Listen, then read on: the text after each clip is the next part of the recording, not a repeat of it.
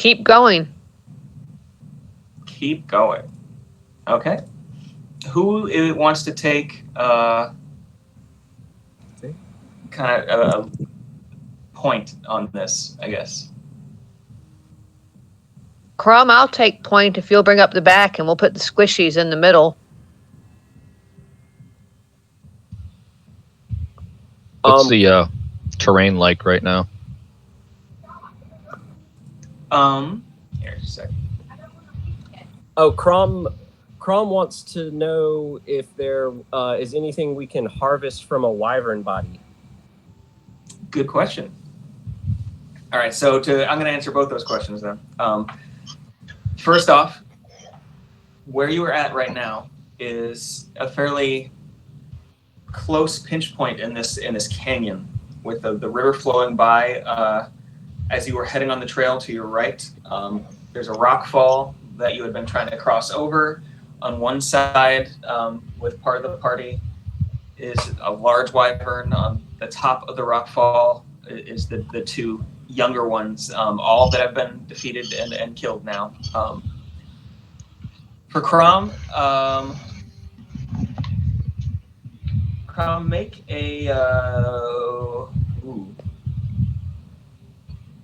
make a nature check to see what you could find.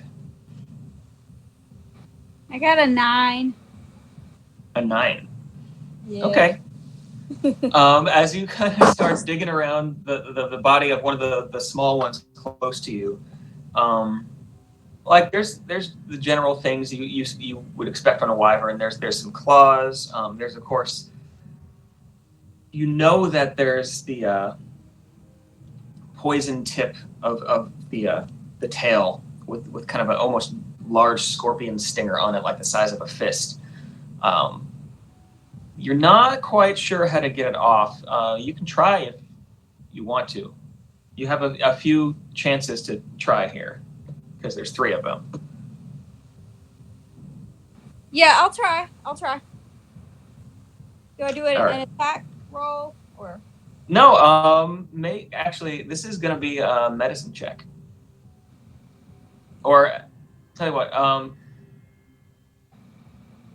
your choice. You can either do a medicine check or a general dexterity check.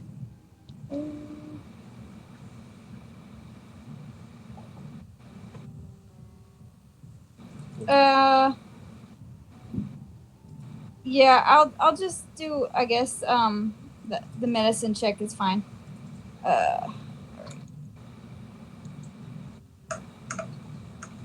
Oh shit. Okay, I got a 4. Okay. So on the first one, as you're walking up, going up to it, you are trying to kind of use a knife to carve it off, and as you're trying to carve it off, the knife slips through and cuts the thing totally in half. You manage not to get any on your hands or anything, but as you watch, it kind of kills some of the plant life nearby as it splashes onto it. So the first one didn't work out so well. Can I assist or try to help out? Yeah, if you want to walk over, there's the second small one next to her. If you want to roll another time and try to assist. So yeah, he sees me struggling over here, like just. Hey, Crom, be careful with those things. Okay. So do I get advantage on it or?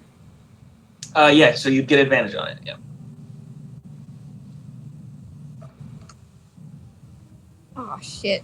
What did you roll twice? Well, okay. So the first one I did, I got a nat 1. Okay. Roll a second. The second one is a 7. I'm shit today. All right. I mean, this one. Yeah. Once again, it's like during the fight, it looks like it might have been even partially damaged, and it's just you're not able to salvage this one. There is, however, the large wyvern body still over there that you could try at. You could, or if somebody else wants to try at it. Yeah, I'm just gonna say to the group that if somebody else wants to try, I don't know how to do this. I'm not good at this.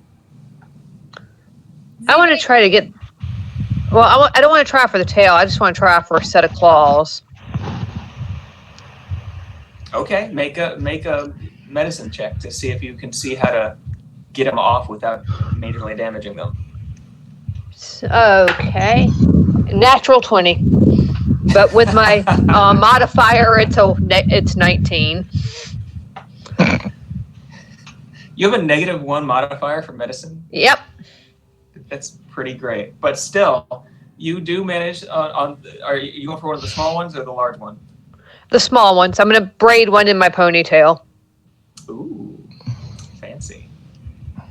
Okay, so you're able to get a couple of them off. Here, let me see something.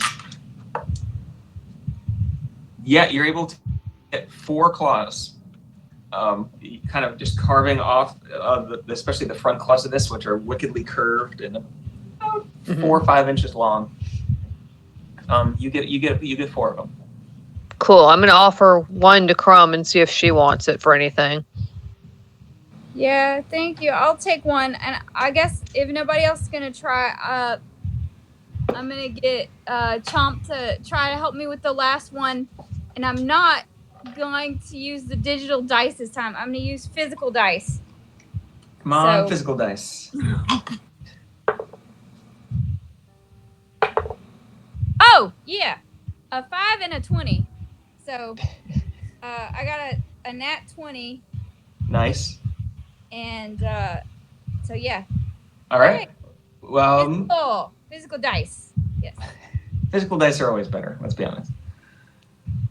Okay, so on the last one, maybe because it's a larger animal and so it's not as delicate a work, or maybe it was just a more fully formed kind of organ on the end of this tail, but you're able to, knowing kind of the pitfalls this time, get your knife right in kind of this knuckle between the end of the tailbones there, and you're able to pop it off, and you have a wyvern sting, a full wyvern poison sting.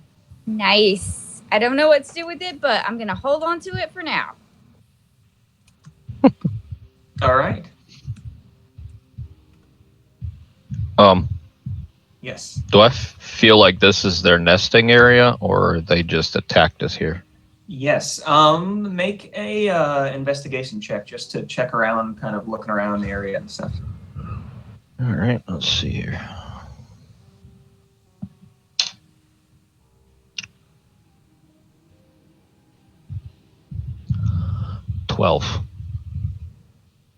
Okay. 12. Looking around, you don't see any like nest or anything, but you do notice that just where the small ones had kind of come out of hiding, like they had obviously going over to where you had seen them come out right before they attacked. You can see that there was like kind of a little carved out depression, almost like they had been there for a while or before this or something like that. So it looks like they had, and the rockfall itself looks fairly fresh. Like it's not old. You can't tell if it was caused by them, but it could have been.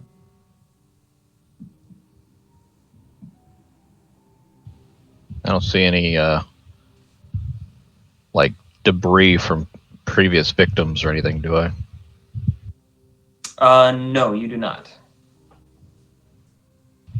Already? All right. All right. I gotta check something out here. Okay. So Crom, since you have the wyvern poison now, I'm just gonna let you know what it does. If you can subject a poison to it, or someone to the poison, basically by stabbing them with the thing, or you can try to extract it if you want and coat a blade with it, something like that. They have to make a DC 15 Constitution saving throw, or they take 7d6 damage, or half as much on a successful save. That's pretty good. It's pretty good. Yeah, it's a good poison. In fact, without something close to a natural 20, you probably wouldn't have been able to get it off the wyvern. It's pretty delicate. All right. Well, we have our claws. We have our wyvern poison. Are we moving on the trail to trying to find Draconia? That reminds me. Yeah. I told Crom to be careful with that and to put it away. Stop waving it around. I imagine she's just kind of bouncing it from hand to hand. I'm like, Like whoa, baseball. hey, stop. It's good. Crom, as you're kind of looking at this thing and figuring and remembering kind of a little bit about what you know about poisons, Riz also seems very interested in it. Just as a point. Also, Riz looks slightly taller now, maybe the height of a dwarf almost at this point. A little higher. Almost as if she's growing up every time you get into some kind of fight.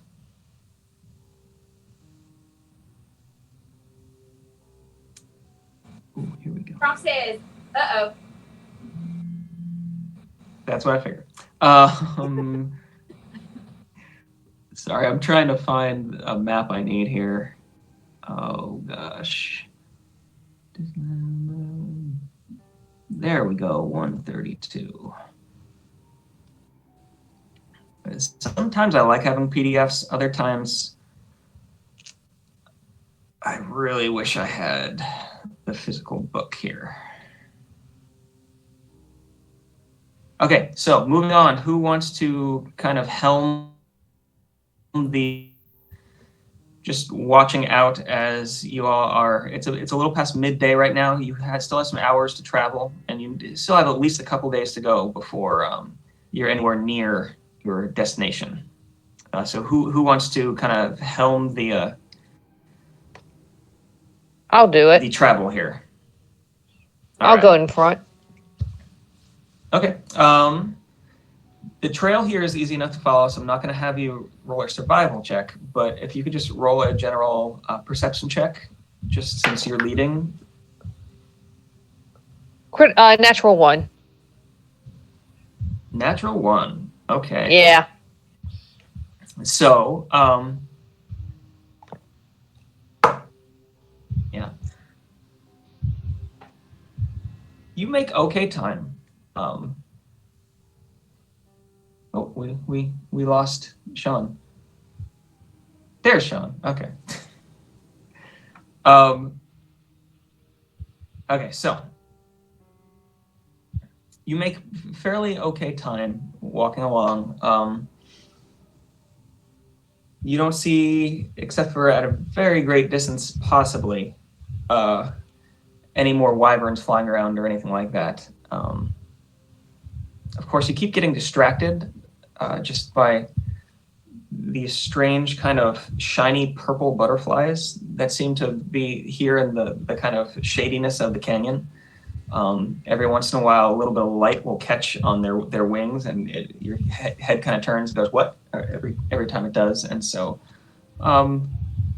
you're not exactly the most reliable guide at the moment.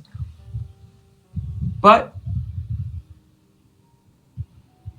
based on a fairly lucky roll on my end, you finish the day fairly uneventfully.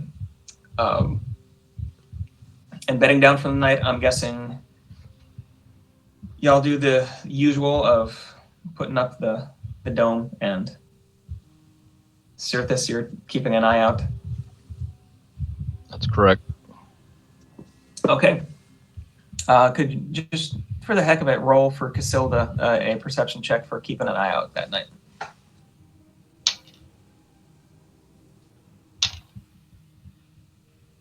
Uh, 17. If it has to do with sight or hearing. Right. Okay. Over the course of the night, through Casilda's eyes and ears, you don't see a whole lot. Just a few stray animals passing. At one point, you said 17, right? Yes. At one point, you notice some type of humanoid dressed in kind of, it's hard to see, exactly see in the dark, but some fairly ratty cloak, kind of hunched over. A fairly small humanoid making their way down the trail, the same direction that you're going, but in the middle of the night. Doesn't seem to notice all of you.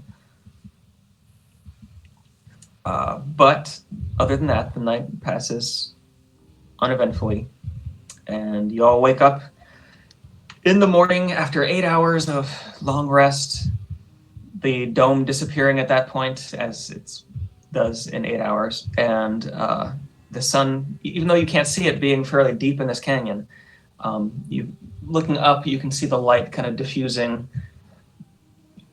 down into the canyon, and the sunrise kind of hitting the western wall of the mountains above you. Moving on again for this second day, you before too long come to a large broadening of this valley and canyon, almost into a lake.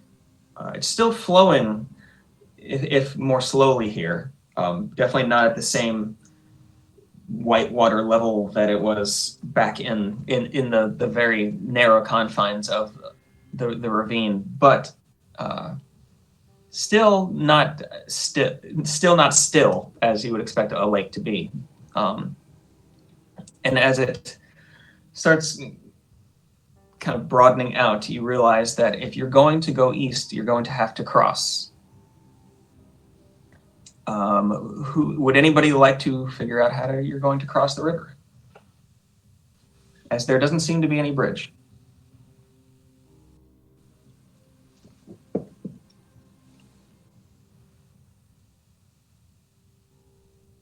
If you are talking, you are muted. I'm gonna look through my spells, see if I can think of something. All right.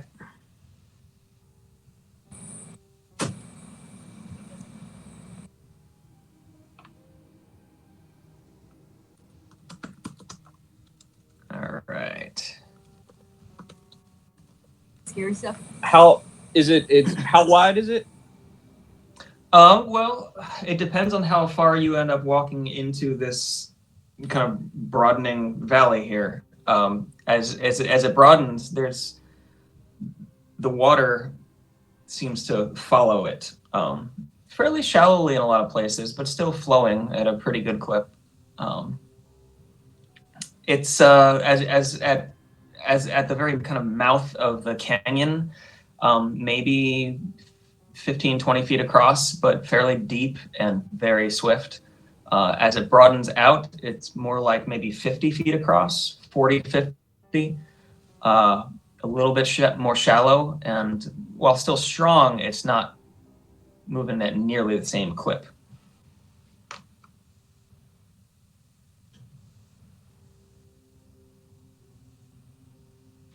Are there any anything we could tie off to?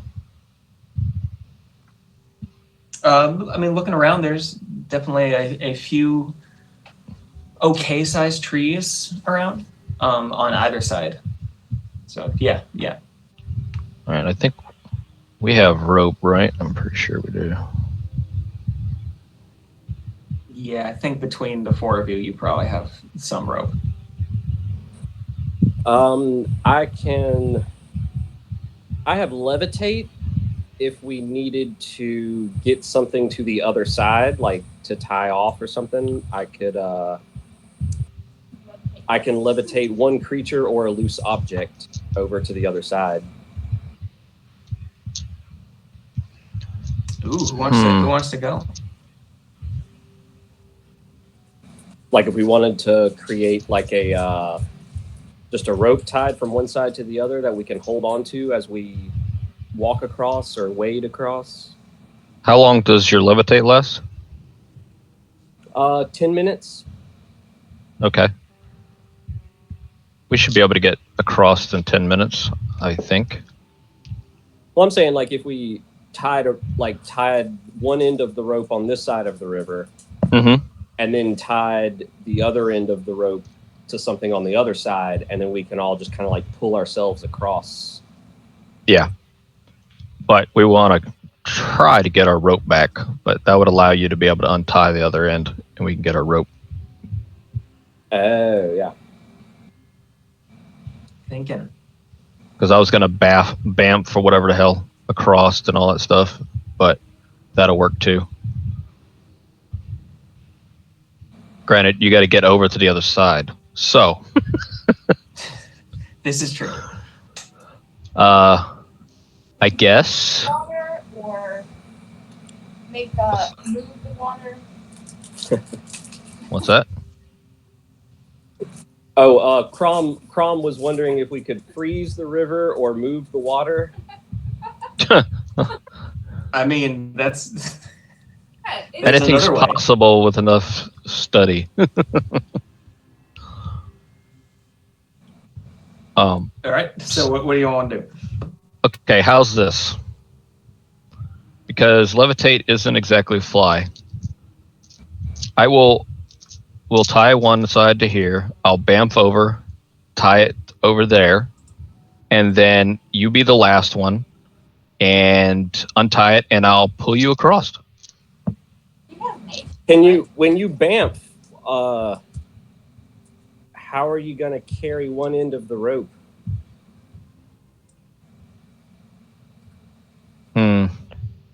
How far across is it? Because I can Misty Step 30 feet. Well, that would be the same thing. Yeah, because it's there's definitely places where it's down to 30 feet, or even less across. That is a good point. I think we're going to have to toss the gnome.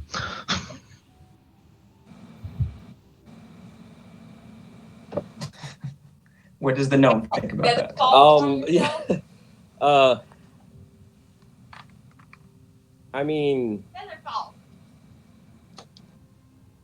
Chomp doesn't have any sort of sentimental attachment to his rope and is fine with just leaving the rope.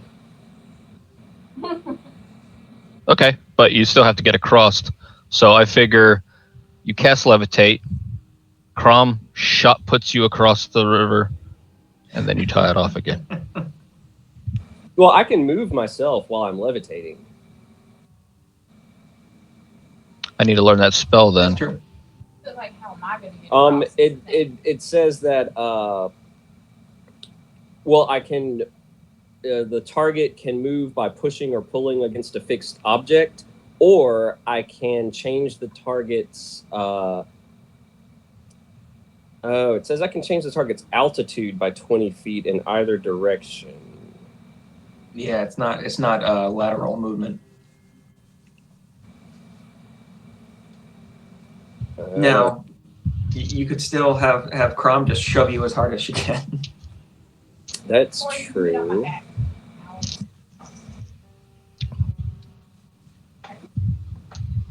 I want to see the whole spinning shot put of a gnome across. Yeah, shot put and featherfall. I think that's the most literally direct one.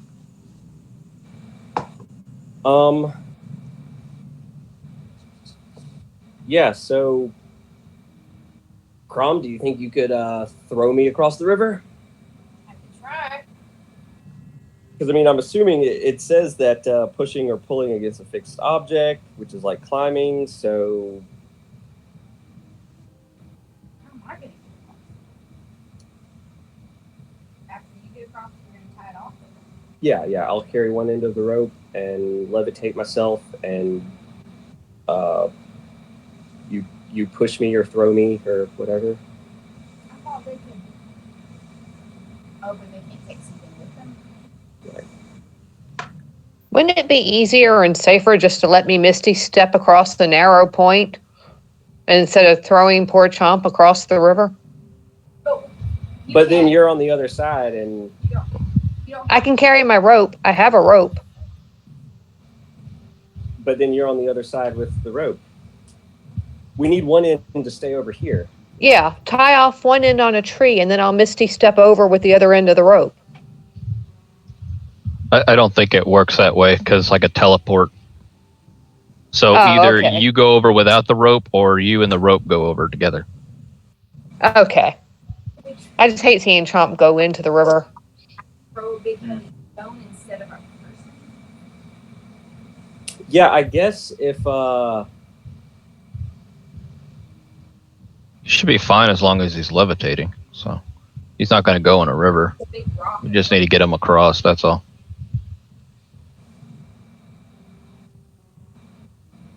the other option would be if it's I think it seems pretty equivalent if Crom could tie the rope to a rock or something and throw a rock across, and then one of you teleport over there to tie it off to something. But I think that would be just that would be the same type of Are you gonna take me? skill check. If she can throw a rock across, she can throw a gnome across. You can throw a rock, you can throw a gnome. I mean, if you're levitating, it's probably, and you're a gnome, probably pretty easy to at least clear it. But do you? Yeah, it'll just be I guess that would probably be easier because it would just be against like air resistance or You could even hold on to the rope, and then you could be like swung, and then let loose, and so you have that going for you. What are we doing?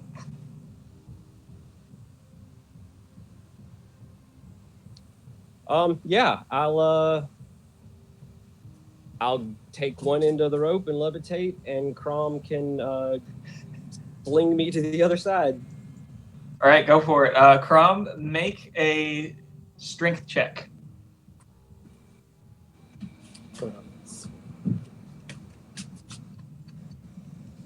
got it. You got it? Yeah. Okay. Sorry, I had to take the dog out. Strength check. Yeah. I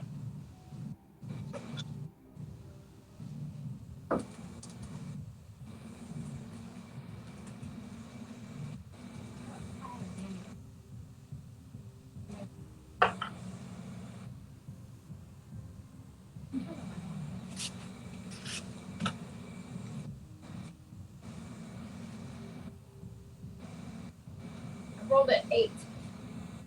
8. An 8. Oh gosh. All right. And I'm guessing you were trying to do this at one of the more closer parts.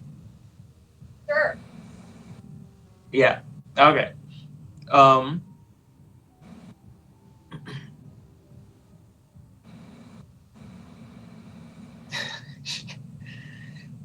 So, as Crom He lands kind in of water, doesn't he? No, I'm levitating. Oh, okay. no, he's levitating. He can't land in the water. But as Crom kind of tries to push you off, her foot slips a little on some gravel, and at the same time, like you're levitating, and so just the weight differential is just off from what she's used to, and so as she pushes you, she doesn't necessarily give the push you would think she would have been able to.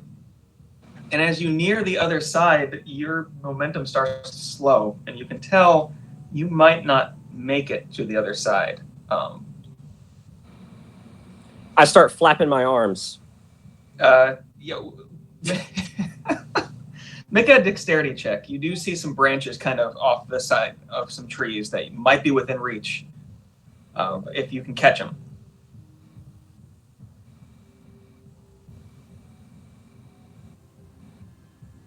16. 16. Okay. You're able to you're flailing your arms as you're slowing down and just like, oh my god, oh my god, oh my god, oh my god. You're able to grab onto this branch and pull yourself. At the same time, you take 1 point of piercing damage as the branch you grabbed was a wild rose. And as you just like grip down, some of the thorns go into the palm of your hand. Ow. I have a question. Yes. So my bunny, my unicorn bunny, Yes. can teleport. Yes. Is that different from Misty Step? Well,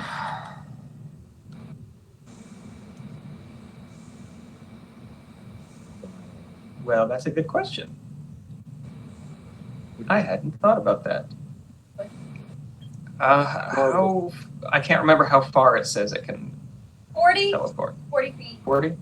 I mean, yeah, pretty much. I believe it's at will. Okay. Yeah, so it can. Now, to get it to do that, I'll say because it's a fairly new to you animal, you might need to make a animal handling check to see if you can impress on it the importance of doing this. Okay. So yeah. All right. I'm going to roll 13. 13. Okay. I mean, the bunny, it kind of looks at you as you're like trying to explain what to do, and it kind of looks across the river, and it looks back at you, and then it goes, and just kind of almost in this like folds in on itself, and with just a little pop is gone, and you see it as Chomp is trying to pull himself in on this branch, just like ow, ow, ow, ow. You see the little bunny corn just kind of appear on the ground and just about a foot above the ground and just kind of like plop onto the ground next to him and start eating some clover. Oh, I thought you were saying that it was giving me attitude and said poof. Like, it was like, whatever, lady. Oh, but it made it. Yay. Yeah, it went over. Yeah, he's over there. He's just eating some grass. She's eating some grass. Okay. And as Chomp finally comes down to the ground and ties a rope around a tree, I'm guessing. How is everybody else getting across?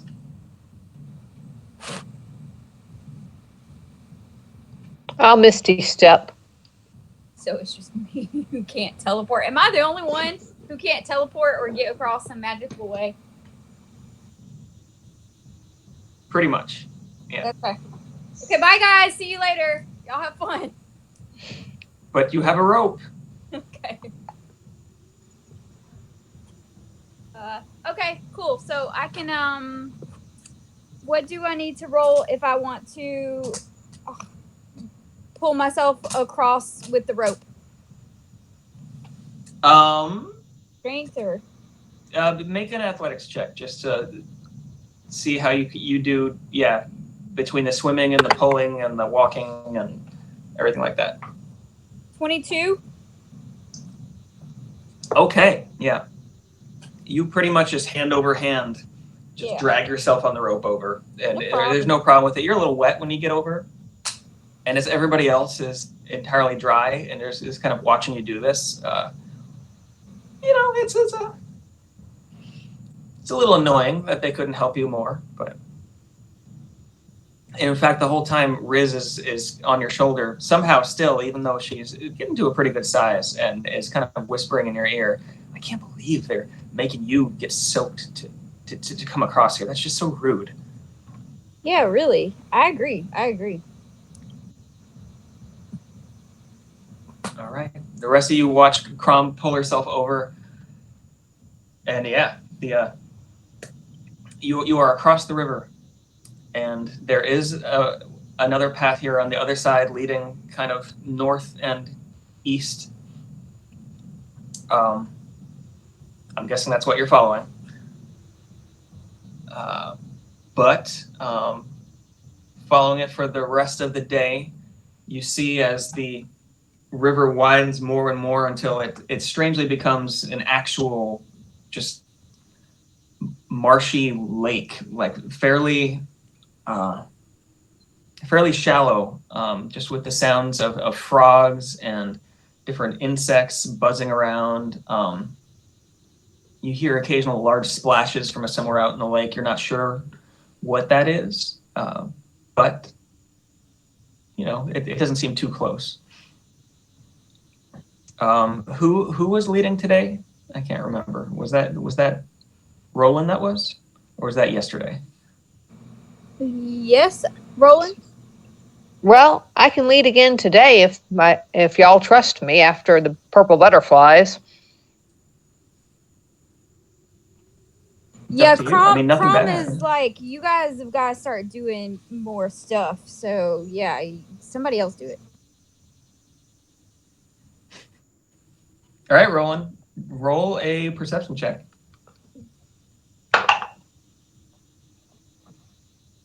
Okay, that would be an 18. 18. Okay, that's pretty good. Over the course of the rest of the day, this is a nice place. It's fairly desolate. The trail is okay, but doesn't look like it gets a ton of use. Ooh.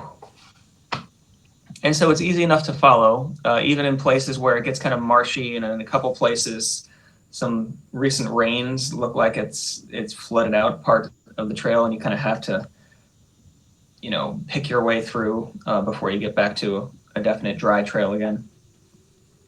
But coming up near the end of the day, you finally come to a place where a river seems to break through the wall of mountains that you've kind of been following along the side of. And there is a trail that goes due east along this river. There's also a trail that goes pretty much directly north across this little river, following the lake you've been following as you've come north and east. Now, you know from the descriptions that you were given that you were eventually supposed to follow a smaller river that would cut east through the mountains and allow you to get through the rest of the Ashkeeper Peaks, and then whereupon you could go down into the ruins of Draconia. You were warned that the further east you got, the more into, as they say, Crick territory you would be getting into, which is the Drow Empire in the eastern Wildemount here. Not a lot's known about it, other than they're currently at war with the Dwendalian Empire to the north. You haven't seen anybody in a while, and so you haven't been thinking much about it. But in any case, which direction do you want to go in? You got east or north? Not toward the complicated issues with the Drow. I vote for that. Whichever way is not that way. Okay. Somebody want to roll a history check just to see what you know about the current political and military standings? Chomp said he's got good history. He can roll. Do it. I've read lots of books. He says as he rolls his dice. I read lots of books. He got a 20 with your okay. 20. 20. All right, you just reading a few things, knowing a little bit about the history. You know that the current situation seems to be happening more to your north. While parts of what is known as the Drow's kind of empire are to your east, it's not as developed in that part. Most of their large cities are also to the north. As you're still pretty far south in Wildemount.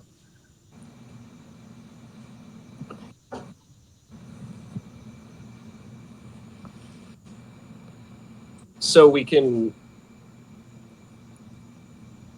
So basically, heading north would be more likely to head straight into trouble.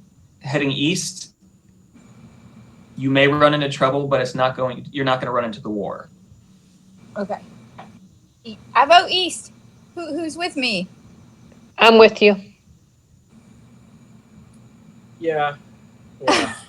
What? Not. Don't really want to get involved in a full-on war. Yes. I'm not going anywhere by myself, so yeah. Okay. So, taking a sharp right turn into this smaller canyon, you see it's a bit different. It's definitely a smaller river coming through here. There's, oh gosh. All right, there we go.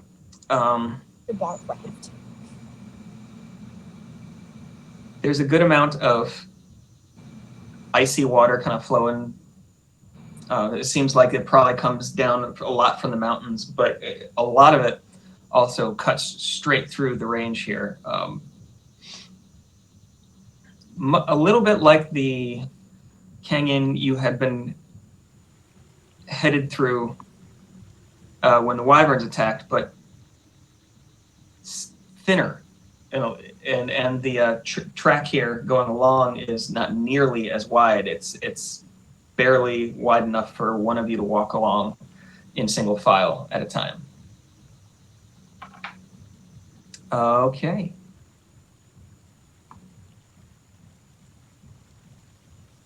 Before too long, the sun is going down. There's not really a place to camp in here, and you're a couple miles in to this kind of thin canyon. The sound of the water kind of echoing on the walls around you. And as the sun goes down, what would you like to do? So you said there's not a good place to camp? Yeah, the canyon going through here, it cuts straight through, and the mountains rise very steeply on either side. The little bit of flat in the bottom is taken up by the small river on your left side, and the track that's maybe a couple feet wide next to it that you're traveling along. Tiny hut. There's not like an area. Oh. I mean, you could do the tiny hut. You'd be smashed into the part of it that is dry land and not rushing water right now. We could also forge ahead and incur some exhaustion. That's a thing. You could. That is a thing. That would work for me. Well, based on our map, do we have any idea when we'll be able to get out of this area? Looking at the map, it looks like there might be another half day's travel, give or take, to the other side of the mountains along this really narrow ravine. Nobody got a horse?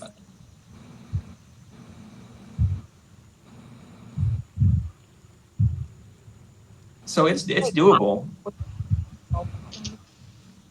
Like, you could definitely get out to the other side of the mountains and then camp and rest with about another maybe 6 hours travel, 5-6 hours. I say we keep going. I'm cool with that. Yep. Okay. Moving on, who's gonna be keeping a lookout? Or do you, because as the sun goes down, even those of you with dark vision, it still gets a little harder to see things. You might be able to see, but it's in kind of monochrome, like. And Roland, you were keeping an eye out. Do you want to continue to? Well, Crumb, what do you think? Do you want to switch off, or do you want me to stay in front? So it's based on, like, you know, how good our perception is. So metagaming a little bit. I mean, it's like based on like passive perception, or I guess Would it be depends passive? Would it be passive intelligence? Mm-hmm. No. No. on- I mean, Okay. because you're actively traveling, we're going with whoever is in front is keeping an eye out for, like, dangers, things like that. Other things might be passively noticed by people at times. Yeah. I can't really be in my bird this entire time, I would assume, because terrain's probably not great for that. But Yeah, if we stop every once in a while, I could just go in, scout out, and then come back. Take a few seconds each time to do that. That's a good idea. I can lead if that's fine. Yeah. Okay. Scared. Make a perception check, and you do have dark vision too. Yeah. Okay.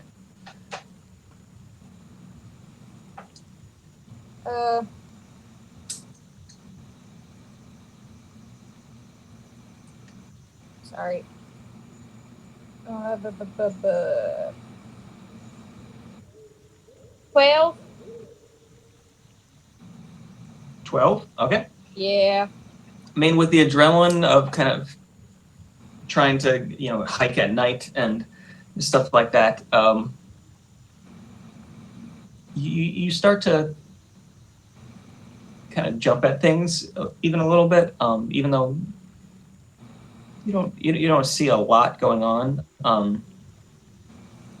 You also keep getting distracted by Riz, who at this point is still kind of grumbling about having to get wet, even though you don't think she got wet, but you did, and is generally in a fairly bad mood. Yeah. I didn't say this earlier, but I think it would be a given that I would let people know what I saw when we camped a while back, and that there were people, at least one, being ahead of us. But other than that, Wait, what? I must have missed something. There's a being? yeah, when we were camping a while back, they were heading the same direction we were. And apparently they could see in the dark pretty good because they were traveling in the dark. Oh. Huh. All right. And I was going to say... Forging ahead. Yeah. Let's... Yes. We don't care. We're good. We're good. We got this. Okay. All right. Forging ahead, you occasionally hear like the sound of a bird above, making some kind of night bird, maybe an owl or something, flying above, just calling out. And of course, the few insects that this time of year are around this deep in a canyon. It's warmer here than has been up in the mountains, as you're fairly low, and even though it's technically winter still, you're also fairly far south. And there seems to be kind of a muggy breeze kind of coming up from the direction that you were traveling. A few hours in, you notice this little ravine starts to spread out just ever so gently, and then suddenly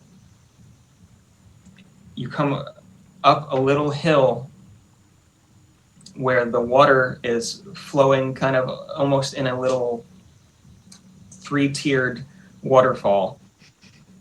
And as you step up, you see a vista out in front of you. Dark, of course, although there's a little hint of light, which you think might be the sun coming up in the distance, and you can see the horizon because of it. You smell this extremely, oh gosh, what is the word I'm looking for this? You smell a very earthy scent coming up out of the landscape in front of you. And even though you can't make out a lot of features on it, you get the sense that it's very swampy land, with lots of things growing constantly and dying, and it both smells living and dead at the same time, both in the same kind of way. A lot of fungus and earthy smells and things like that. But you've gotten out to an area on like a bog, very edge of the mountains. It's a bog, yeah. Very large one. Bog monster? Well, It's Dagobah. you don't see anything. It's Dagobah. Not I'm quite. saying It's Swamp actually Thing. fairly open. There's not a lot of trees and things around here. There's some stands that you see nearby, but Swamp Thing. it's mostly an open marsh. The bit you can see it in the very slight light that is around here. Swamp Gap. But you are now in a place where you can take a rest. You had been going for not quite 24 hours. I can't ever remember the rules around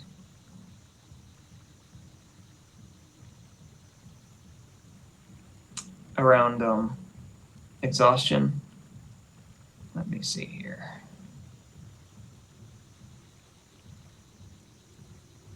There it is.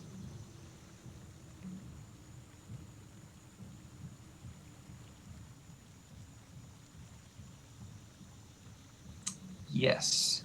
So you all do take right now a point of exhaustion. So please remember that you all have 1 point of exhaustion. But you do now have a place that you can camp if you want to. And the sun is coming up. If you take a long rest right now, that will eat up most of your day, and you'll be then traveling a lot at night. So, what would you like to do?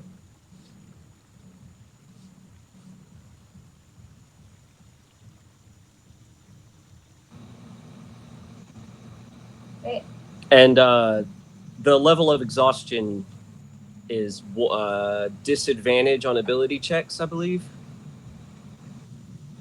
Yes, you all get disadvantage on ability checks right now. If you take your long rest, that'll wipe out that 1 point of exhaustion.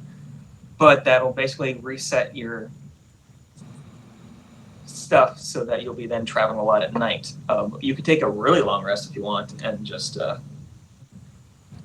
hang out for like 24 hours. It's up to you. How do y'all feel about traveling at night?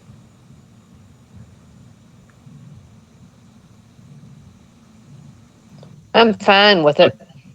Who can't see at night? I think we all have it. I have a monocle that gives it to me, I think. That is true. So we can all travel at night. Everybody has dark vision.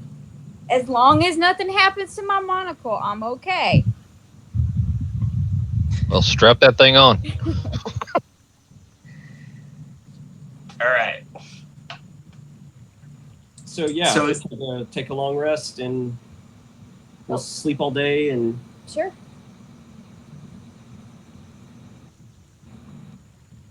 What's happening?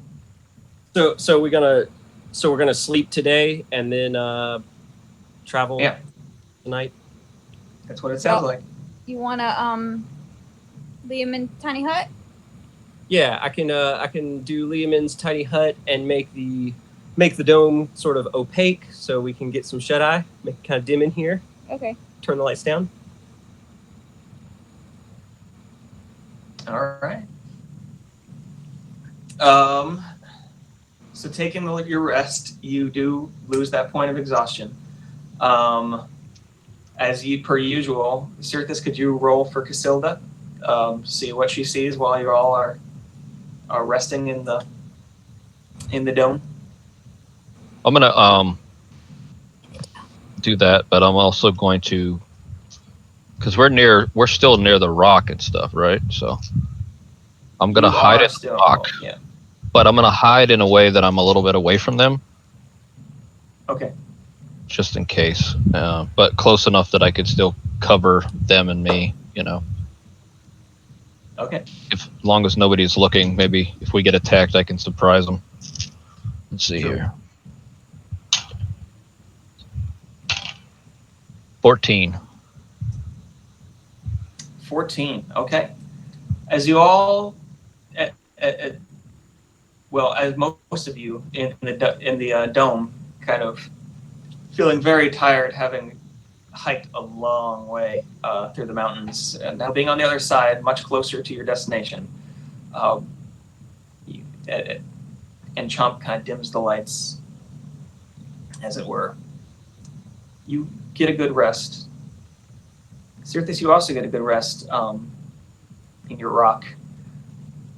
While you are resting there, keeping your eyes in Casilda, you see a few things. You see a fairly far off group of maybe a dozen individuals. Looks like carrying spears. They might be, you think they might be orcs, but it looks like they're carrying something fairly large and bulky. Half the time dragging it, sometimes all picking it up on their shoulders. It's hard to see what it is from this distance, though. In the very far off distance, you notice an area that looks across this large marshy expanse as the sun comes over it, that looks much more jungly, probably, 50 miles, 60 miles distant, as you're on a little bit of high ground here and you can see quite a ways. This jungle kind of area off in there is half shrouded in mist, and occasionally you see what looks like a hill within the jungle that moves.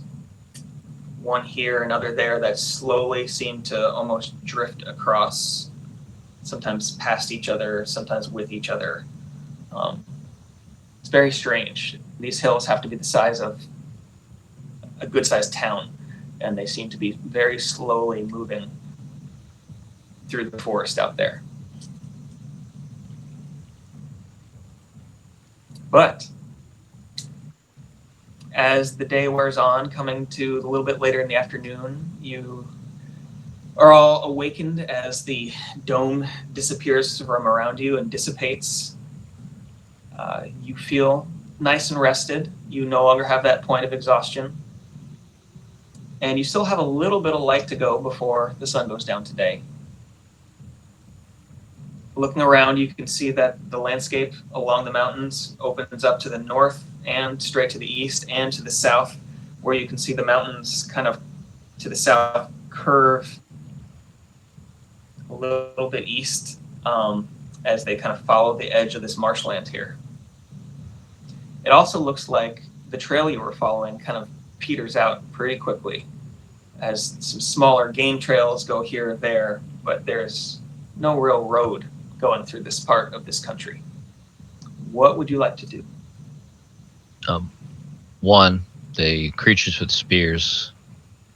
Yes. What direction were they going? I'm assuming not towards us.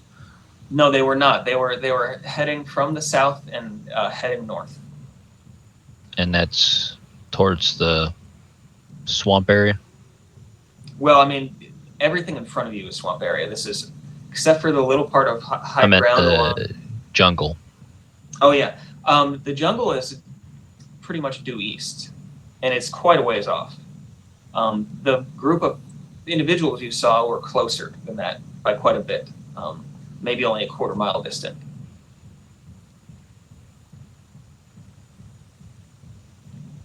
But they did not seem to notice you.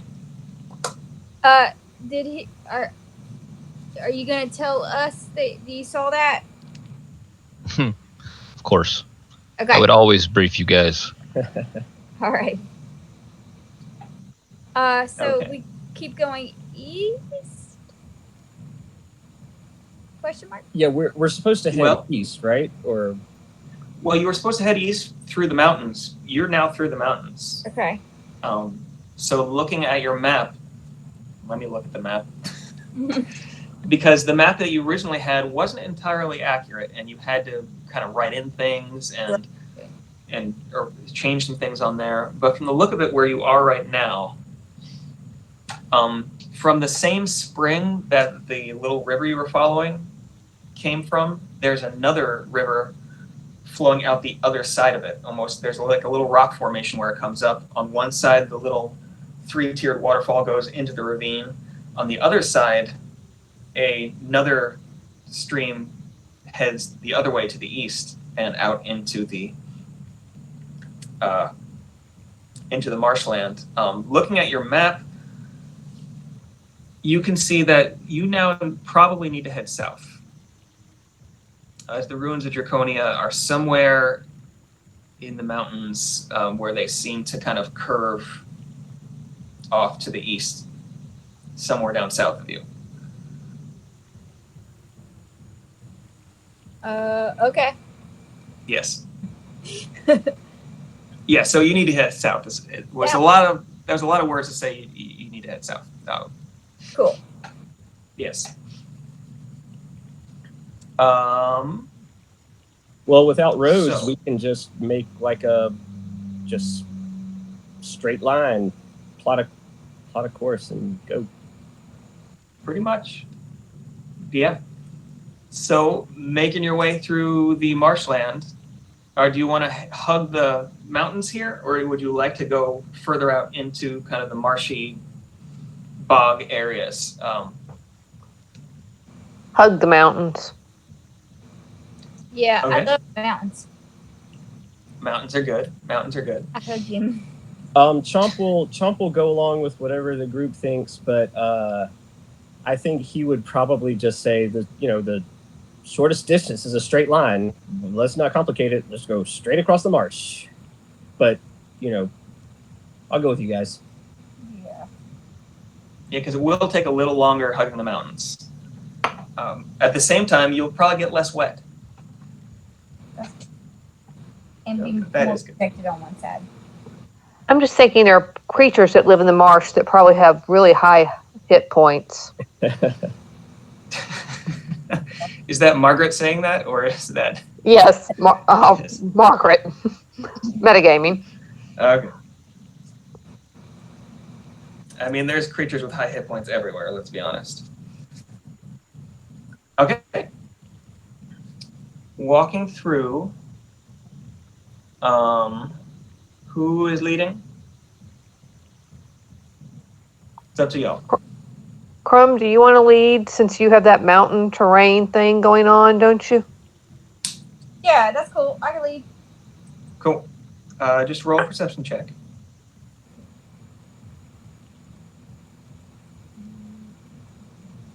11. 11. All right. Not great. I mean, yeah. Walking down through the remnants of the day as the sun is setting behind the mountains, fairly quickly to your right and to the west. It's like you're in the mountains, but at the same time you're on the edge of this marshland, which you're not used to so much.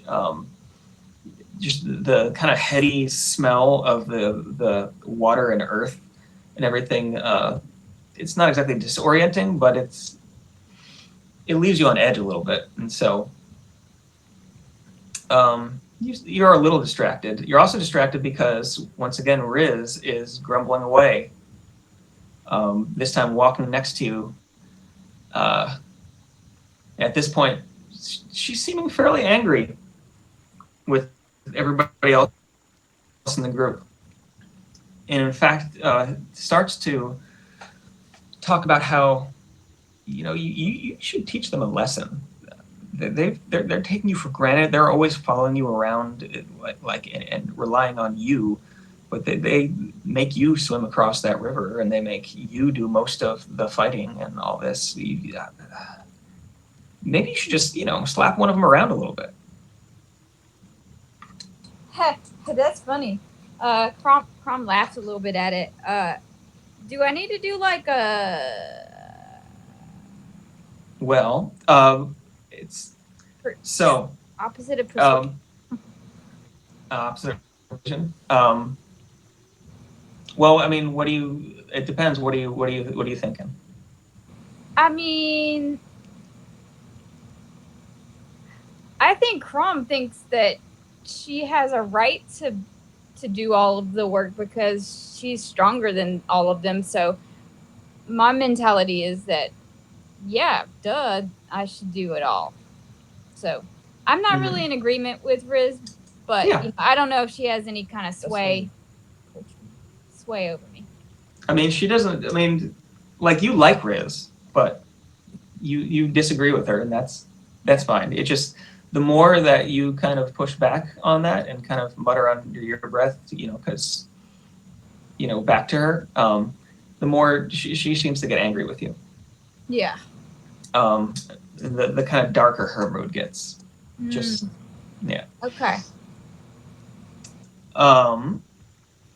Over the course of the day, though, you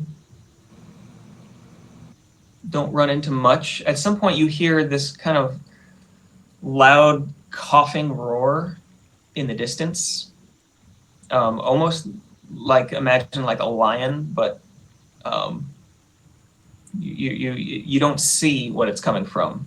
You hear it a couple times, almost an answer to it, like itself, like one over a ways off and another in a slightly different direction a ways off. You don't see those animals though. And as you're going into the night, you start hearing more of the nighttime insects come out. This time of year, there's still quite a few of them. The marshland in general is still fairly green, even in the winter, although there's quite a bit of brown mixed in as well. And yeah, taking a few rests here and there over the course of the night, you're able to get quite a ways. And as the sun comes up once again, you find yourself tired and weary. Your feet are sore. Even hugging the mountains here, it's still fairly damp, and so some of you have started to develop some blisters and things. So it's you feel like a rest by the time the sun starts to come back up. So I'm guessing setting up the hut and looking at your map, you figure you have less than a day at this point to the ruins. As you're setting up your camp for the night, and as who is setting up the hut, is that going to be Chomp? Yeah, I don't know if Surthus has Leomund's tiny hut or not. I think he does, but he also doesn't always spend time in the hut. Yeah. I have it, and if we need more room, I can always cast it as well. Yeah. I just wanted to know who was casting it tonight. I will. Okay. As you are preparing the spell,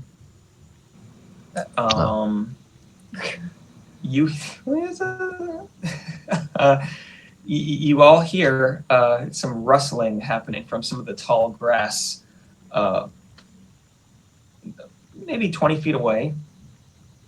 And as you kind of all look at each other and hands go to weapons, things like that, you see a hooded figure kind of half stumble out of the grass, right themselves up, kind of brush some leaves off of their cloak, and starts just walking over to you. As they come closer in the dim light, as the sun is rising, you can see this looks to be a drow. Kind of shabbily dressed. There's some holes in their cloak, some threadbare sections. It looks like at one point their clothes were fairly nice, but now it's even hard to tell what color they were originally. They're just mostly brown. What's that? I'm going to pull out my sword. My rapier. I don't like drow. Yes. As you do that, and they're only maybe 10 feet away at that point, they say, hold on, friend. Yes, I'm sorry to have disturbed you here, but as day is coming on and I see that you are all setting up camp, I figured maybe I could share your shelter for the rest? No. Oh, well, I could pay, or I suppose I have some food I could share, or something like that. Wait, what did he say he wants? You kind of cut out for a second. Oh yeah, sorry. He wants to share the shelter for the day's rest. No. Well, obviously, we've gotten off to on the wrong foot here, but please, my name is Lawrence, and I would like to not be sunburned. You know what I mean, right? You're a drow. You cannot be trusted. Well, that's racist. Hold on. Jordan is going to say something. What am I gonna? What? I don't know. No. Somebody insight check this bozo. Well, I guess I can. Anybody can. Yeah. Yeah, I'd like you go ahead and do that, but I'm going to ask him if I can read his mind. That way, hopefully, Okay. maybe I can go deep dive without having to worry about a saving throw or whatever to prove he's not up to no good. Okay. He gives you a look, just like, and says, "I mean, that he does not know what to say to you. And I would know if he resists or not. I mean, yes. Are you trying to read his mind right now, or are you just? No, just I'm asking. I'm letting him know ahead of Okay. time. Okay. He is not. He does not say yes, and he is definitely not convinced about anything. Okay. I mean, you can either do it. You can try to intimidate him into it, or you can No. try to persuade him. could- It's up to you. I give him an ultimatum. He either lets me, and I'll know, or he can start walking back the way he came. Make a persuasion. Make an intimidation check. Actually. Let me throw my dice. No, I'll just use the thing.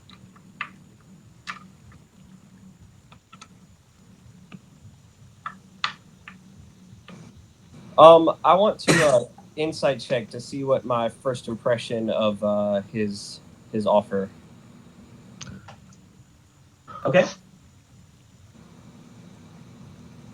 Oh man, Go ahead and roll. That's a I got 14 myself. Okay. So however you want to do this, in what order or whatever. Okay, so 14, and what'd you get for the insight? 7. 7. Yeah. Okay. So on the inside check, you don't. I mean, he seems like he's asking for somewhere to, somewhere sheltered to sleep for the night. He doesn't seem to be trying to trick you into anything or anything like that. With a 14, excuse me, he kind of looking at you sideways, eyes kind of squinted, nods, and just stands there. This is to you, Service. Is that an agreement? So Ask him. that is an agreement. Okay. Can we ask for like? I mean, I guess Crom should just say this out loud because she has no tact. Guys, I think we should ask him for something in return. Maybe if he has something good. He offered food. I Food? think. I'm good with food. I already have food. Maybe information. Maybe yes. Well, I don't let me know. go ahead and see if I could tell his intentions before. And if his intentions are good, maybe we can believe what he has to say. Yeah, we don't want to make an enemy unnecessarily, and then we have to watch our back. Like, I mean, that's true. So you're doing the deep dive on him, Surface? Yes. Excuse me. Oh, gosh. And even though I don't have to, I'm gonna go touch his face. Like Vulcan mind melt style. Exactly. My mind to your mind, my thoughts to your thoughts. A very dangerous procedure, but we can do it whenever. Yes, indeed. Okay, so walking up to him, he kind of flinches a little back as you put your hand up to his face, but he allows it. And what exactly can you tell with this? Sorry. What exactly can you tell with this?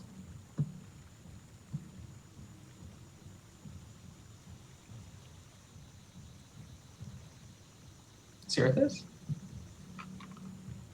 Sean? Sorry, I was muted. Oh, that's all right. That spell has a lot to it. Let me see here. Yeah, I know it's quite a bit. So you initially learn the 'Cause if it's surface just- thoughts of a creature, what is most Yeah. on its mind in the moment. As an action, you can either shift your attention to another creature. If you probe deeper, the target must make a wisdom saving throw. It's up to you whether you want to do that or not. If it fails, you gain insight into its reasoning, if any, its emotional state, and something that looms large in its mind, such as something it worries over, loves, hates. Okay. Well, there's no wisdom saving throw because he's allowing it. So his general emotional state is slightly worried and hungry, tired, weary. The thing looming large on their mind is sorry, I got stuff in my throat. Thing looming large on his mind is just a general anxiety about seeing the four of you here, especially Roland.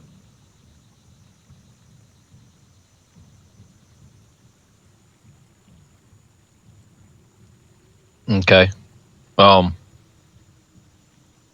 will silently mind weirdness everybody. Tell them what my take is on it. Seems to be good, including Roland.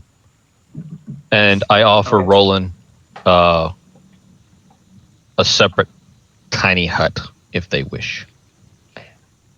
No, I don't want to leave. I appreciate the offer. That's very nice. But I would not want to leave Crumb and Chomp. That's up to you. But I think we should be okay with letting them stay with us a night. Could we just put him in his own little tiny hut instead of one of us being in there? That'd work. Somebody's got to be I'll in there sleep with them. Yeah, I'll sleep with them. Okay, that's cool. Okay. And did you all want any payment from him? He did offer. Yeah, I'd say whatever he offered. Well, he's hungry. He's hungry, so I don't know. I would just say that he will just owe us one. Maybe he can help us later because he's already hungry and we have. Yeah, he said he has food, but he also is hungry, right? Well, what does he have? I mean, as looking at him, he has a good size kind of leather satchel that he's carrying by a strap over one arm, a staff in the other arm. Yeah, various other small pouches about his person. Well, you're not sure what food he has at the moment. I will telepathically tell everyone not to say anything yet, please. And I will ritual cast detect magic, see if I see anything juicy on him. Okay. As everybody's kind of standing there just watching. Okay. So detect magic. As you cast, how far is that? It's 30 feet, right? Something like that. I'm just for As you cast it, you see the normal magic auras on the items of your companions, and then you also see it looks like something just very faintly glowing magically underneath his shirt, maybe hanging on a chain from his neck, or maybe there's something just magic in his shirt. You're not sure, but there's just a little bit of a glow right there.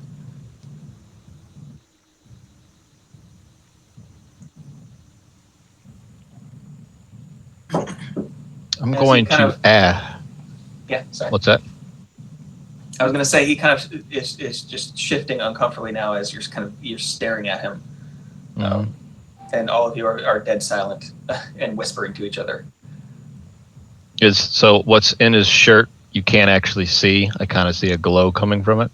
It's a very faint glow. It's definitely something magical there, but it's just a little bit of magic, and it's underneath his shirt. I point at it and be like, "Can I see that?" And I'm looking at doing like a what do you call that? Perception check on what he does. I'm An looking insight to check? how he reacts. You know. Yeah. So okay. So roll an insight check, and while you're doing that, he, as you ask what that is, and if you can see it, he kind of puts his hand immediately to the spot you had seen the magic at, and says, I'd really rather not. I got a 2. I mean, he just seems to be a private person. Yeah. Crom thinks that it's okay. And wants to ask Riz what she thinks about it, and then do the opposite of that.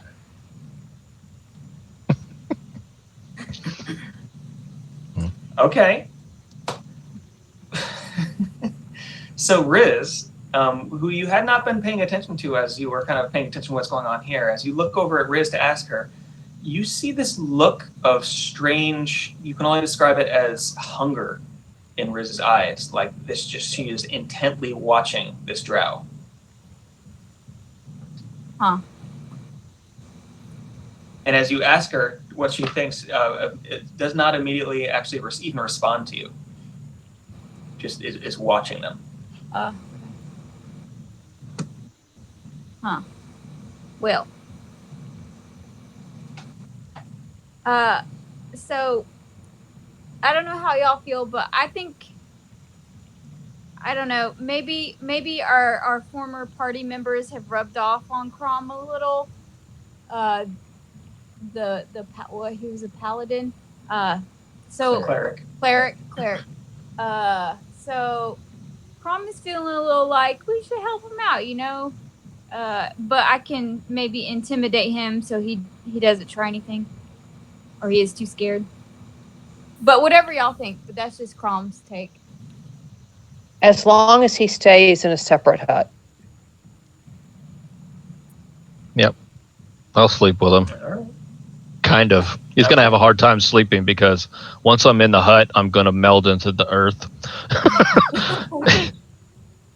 You're just going to stare at him as you disintegrate into the earth in front of him. Yep. And then I'm going to have my owl just sit there at the entranceway staring at him.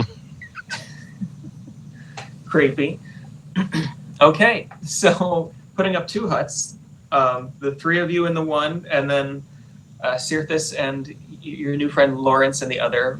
Beforehand, he does offer to feed you, bringing out several frog-like creatures out of his bag that he seems to have caught somewhere, and telling you that they taste just like chicken when you cook them right. Yeah, I don't know if I'm gonna eat it. cool.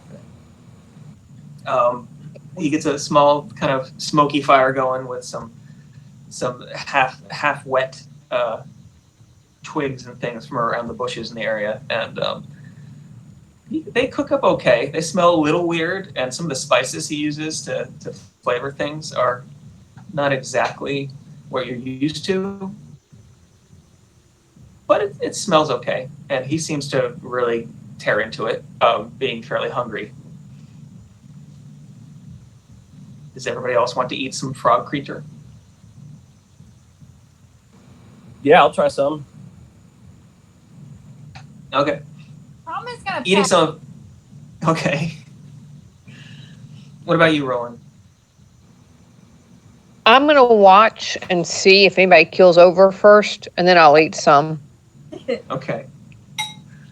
Chomp, as you chomp into it, it's a little bit rubbery, but it does taste a little, kind of like chicken, kind of with some maybe Moroccan flavoring on it, almost. It's a little sweet and spicy at the same time. It's good, and you don't keel over. It's really good, you guys. Okay, I'll have some. Roland, you hate it. Okay, I'll stick with my own meal then. I'll spit it out and just get my own food. Oh, well, Roland, if you're not going to finish that. Chomp, I just spit it on the ground. Okay. I mean, waste not, want not. But finishing up that little bit and some awkward kind of pleasantries and conversation, you all turn in for the night in your domes. Cirithus, you do creep him out quite a bit. You should feel good about that. I do very much. But as the night goes on, or the day goes on, I'm guessing you're keeping an eye out a little bit, as you usually do. Yeah. I mean, he eventually gets to sleep. You don't see, roll a perception check with Casilda just to see what you see while you're seeing. All right. I'm going to use a dice again because, yeah, that digital roll sucks. I don't like digital dice. Let's see how this goes. Oh, yeah. 17 modified to 20. Oh, wow. Okay. Keeping an eye out, you see at one point during the middle of the day a couple of large feline kind of creatures, a little bit distant. They're good size, the size of horses probably, maybe even a little bit bigger. Two of them that are kind of playing like cats out in the marsh. Every once in a while, a big splash will come up, and they'll kind of tackle each other. And from the sounds that they're making, you kind of assume it's whatever was making those roaring sounds in the distance while you were walking the day before. But they don't come near your campsite, as they seem to enjoy the water and the kind of the wetlands out there. And eventually they seem to, their ears prick up. They both look in the same direction off to the north and the east, and they trot off behind some bushes, and you lose sight of them. But the day wears on, eventually into the afternoon, and as the domes once again collapse, immediately Lawrence wakes up, going, that's right, because it is only about 4 or so in the afternoon. And he says, did you have to take it away? Yeah, we're leaving, right? I mean, you had your long rest.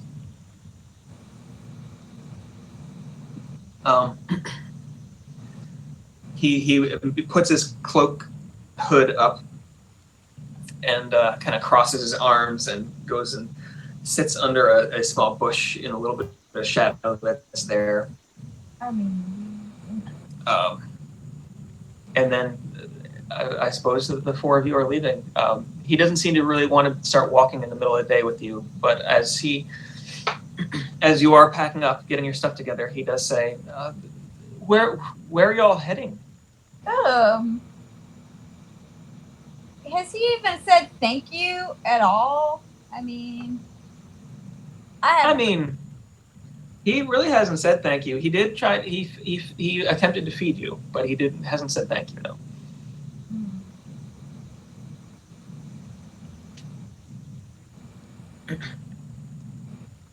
But he asked where you're heading in the meantime. We're going this way. To south then. I'm assuming you point south. I point in whatever direction we were packing up to leave in. Yeah, that's pretty much south. Yeah, south and a little east. And he says, headed anywhere I know of? Looking for some Ravenites, maybe? Do what now? What? Rava, what now? The tailless dragonborn. Ravenites. There's a ways down south, past the ruins. There's a settlement. After the war, they settled there. Why would we look for them? They're really the only ones. They're really the only ones down that way. Where are you going? Well, I'm headed up around. I had been looking for a friend down that way, but it seems they packed up and left. So I'm headed back north and then east eventually.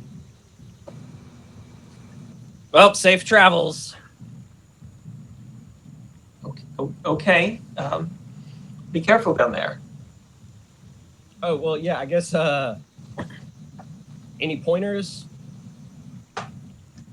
I mean, just be careful. There's a couple. Thanks for the specificity. There's a few wandering bands around that might try to mess with you, or there is a fairly large tribe of kobolds down that way. Especially near the ruins. So just keep an eye out. What's your friend's name? Maybe if we see them, we can tell them you're looking for them. Oh, Owen. His name's Owen. My guess is he's not around there. But if you do, tell him I headed back north. Eventually I'll be in Asarius. Okay. Is he a drow too? Oh, Owen, no, not at all. He's a halfling.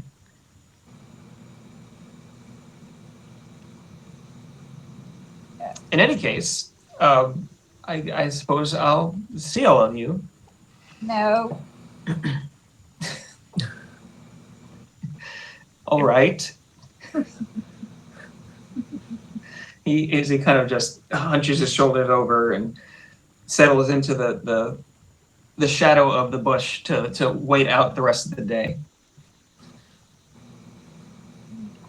What are we looking for on time? Okay, we're doing all right. So are packing up. You have packed up. You're moving. You have probably less than a day, according to your map. Guessing anyway. To the ruins, or less than a night in this case.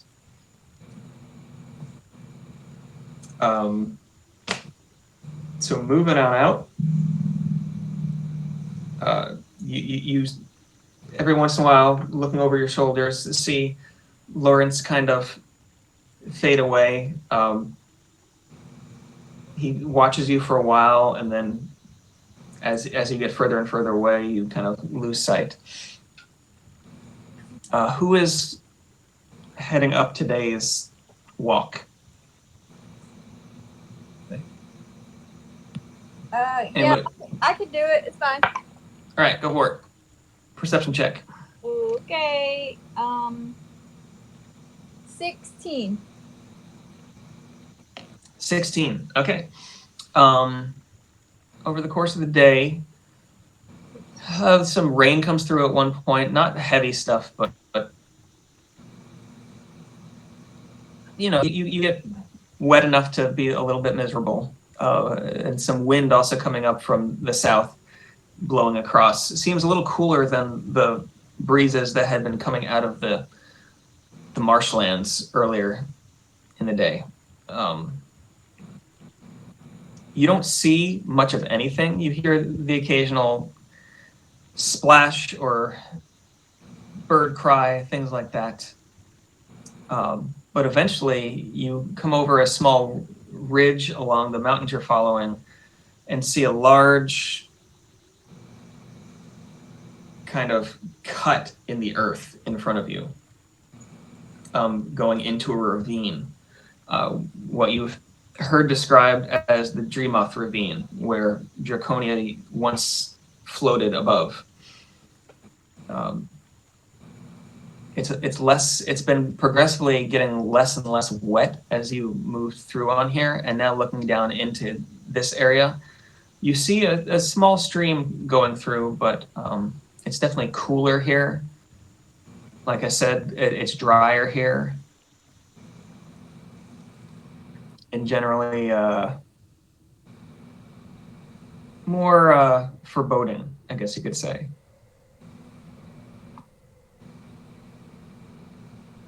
All right, so looking into the ravine ways, you do see what looks like it could be like toppled structures and things on an immense scale. This ravine is not small. It is.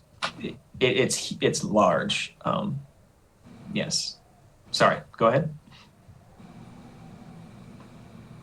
so I guess that's where we're heading. What's our plan? To Find the big battery. Yeah, we get down there and we grab them crystals. All right.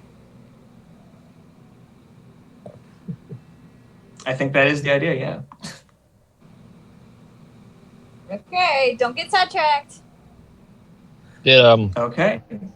Did we ever determine Yes. how we were going to get this back? I mean, I had a suggestion, but we never really followed through with it. What did we think about doing? No, I mean, you're looking for a pretty good sized piece of crystal. And no, I don't think you really had. Jordan has something to say. Yes. Well, I've been thinking about that, and I may have a solution. Okay. I guess. How big? I guess it kind of depends on how big these crystals are when we see them. But if I can find the proper materials, being some special chalks and infused gems in some chalk or something, I think. Okay. Long story short, teleportation circle. That's right. Because you do know the symbols for one or two other teleportation symbols, I believe, that you noticed, right? Well, we did see them when we were in some like the magic school or the College of Knowledge or something. We passed by some teleportation circles. I don't know if I could remember those sigils, but I also I picked up this spell when we leveled up last, and it says that when you learn it, when you first learn the spell, you automatically know the 2 destinations, sigils for 2 destinations. Okay. At this point in the story, you would definitely know because you had been there to the teleportation circle, the one in Singorn. At The one where this needs to Spire go, Uric. right? That would be right. And there's also, the sigil for Stilben on the coast, the port city that you left in the skyship in.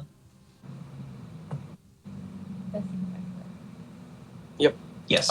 But Yeah. it will. So those two. I just need to find some rare chalks and inks infused with precious gems. So that's the one catch.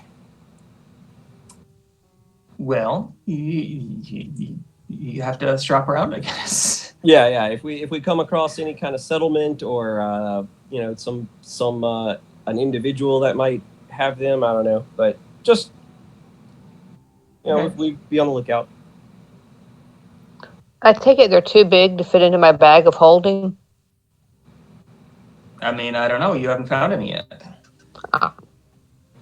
The ones you're looking for have to be a certain size, which is, a few feet long, and generally kind of spear-shaped almost. I mean, you might be able to fit them in the bag of holding. Now, yeah, you might be able to.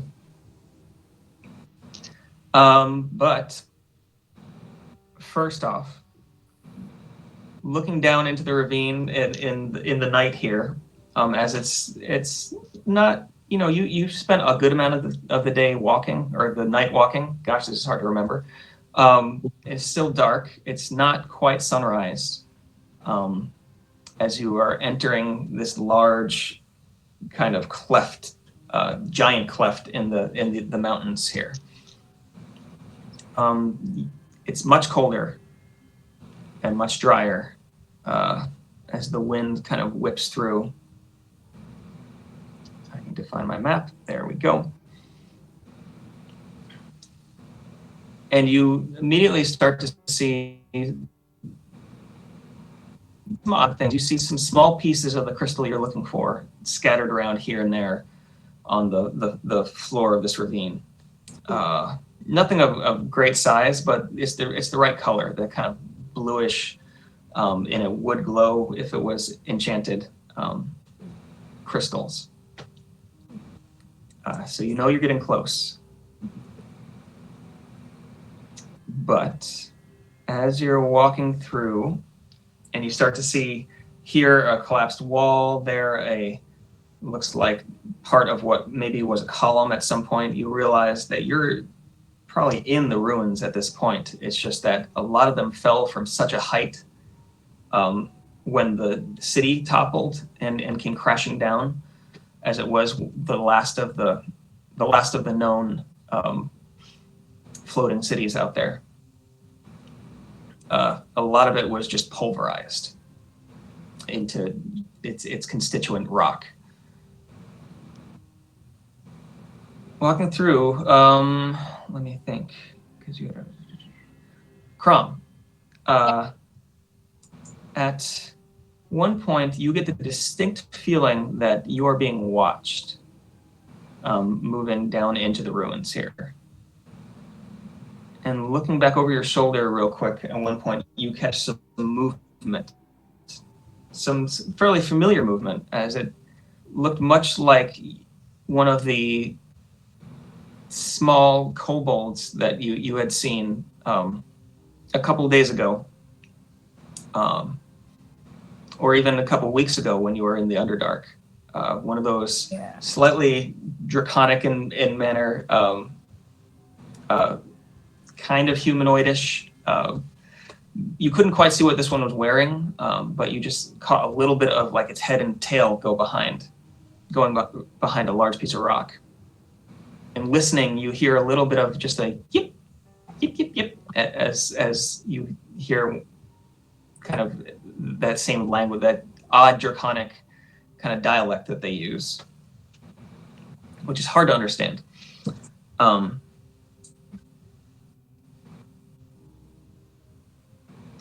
As you move further and further in, though, you realize that there's probably more than one following you. Okay. There's at least 3 or 4 that you've caught out of the corner of your eye.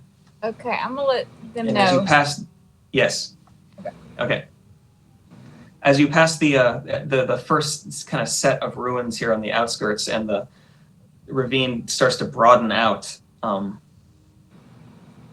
you see in front of you what could only be described as a village, kind of built amongst the ruins. Just these small kind of mud and stone huts, haphazardly built with small paths running between them. It looks, you can even see some, what looks like maybe cooking fires burning in parts of the village. Looking around, you don't see anybody around though. It's at night, and you know, you would assume a lot of beings might be resting at this time, but it's, even for that, it seems real quiet here. Well, what do you guys think? There's these kobolds around, and this thing is happening. I think they're planning to ambush us. Yeah, that sounds like kobolds. Yeah. They would do that.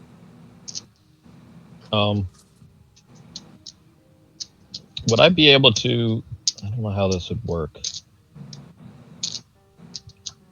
So, how far off do they seem? I mean, as the ravine's broadening out in front of you, the village that you're seeing is maybe a few hundred meters off, like the edge of it. And you're a little bit above it where you are right now. There's, you know, large piles of broken stone on either side. They just happen to build a lot of their little village here in what looks like kind of a more clear area where there's kind of a flat bottom to the ravine.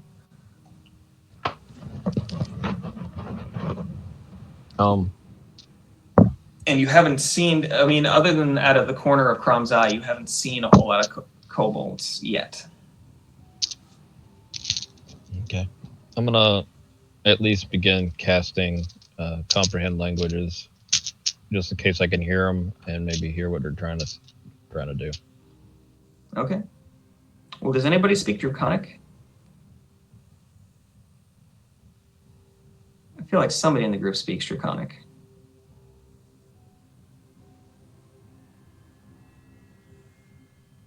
But I can't remember.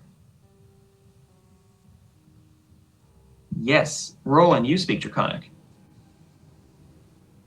I thought I might, but I couldn't find it written down. Yeah, it's definitely, yeah, it's there because Elvish, Common, Sylvan, Thieves' Cant, Draconic. Okay. Now, like I said, this is like keeping an ear out. Now that you know they were there, you can occasionally, over the wind that's blowing through, which has picked up at this point, and it's starting to blow like some sand and dust through the through the ruins here. You pick up this kind of weird Yippin dialect that they have of Draconic.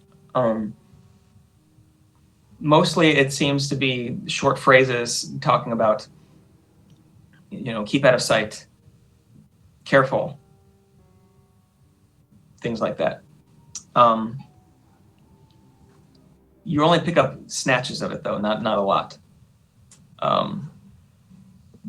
Yeah, so what would you like to do? I'm going to tell the rest of the group that the kobolds are trying to stay out of sight.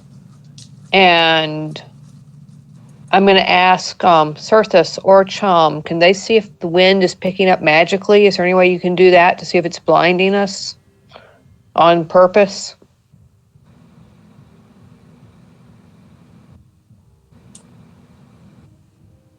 Would somebody like to make an Arcana check or something? I guess. Yeah. I'll do Arcana check. All right, go for it.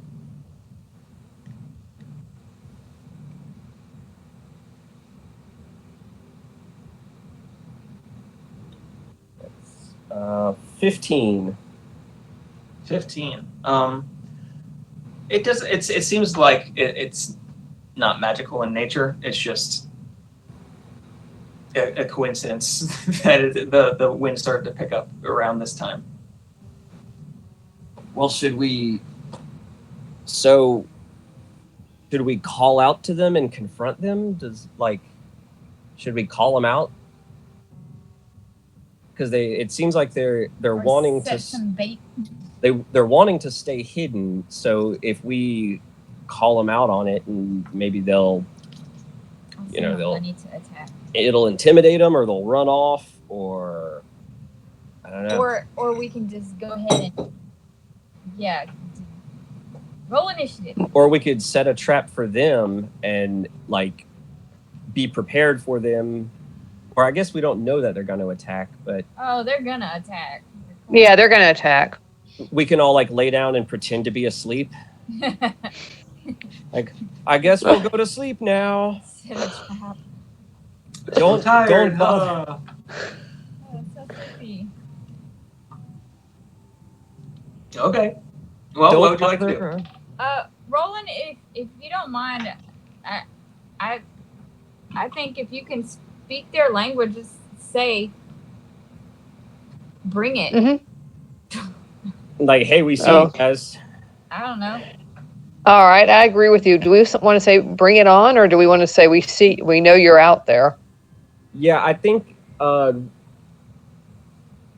Yeah, not necessarily bring it on, but I guess like Comes and bring it on. you know, say that we see you and you know we don't know what you're up to, but like Just pass it through. you know, We'll slaughter each and every one of you. yeah, if you're Oh, planning yeah. on attacking, I would advise against it, and if not, I would suggest you come out and speak. Yes. Okay. I will say that we know you're there, Cobalts, and if you want to be peaceful, go about your way and let us pass, or come into the open. Okay. So you're saying this and trying to say this in Draconic then? I'm giving it my best shot. Yeah. I mean, you speak it. You do.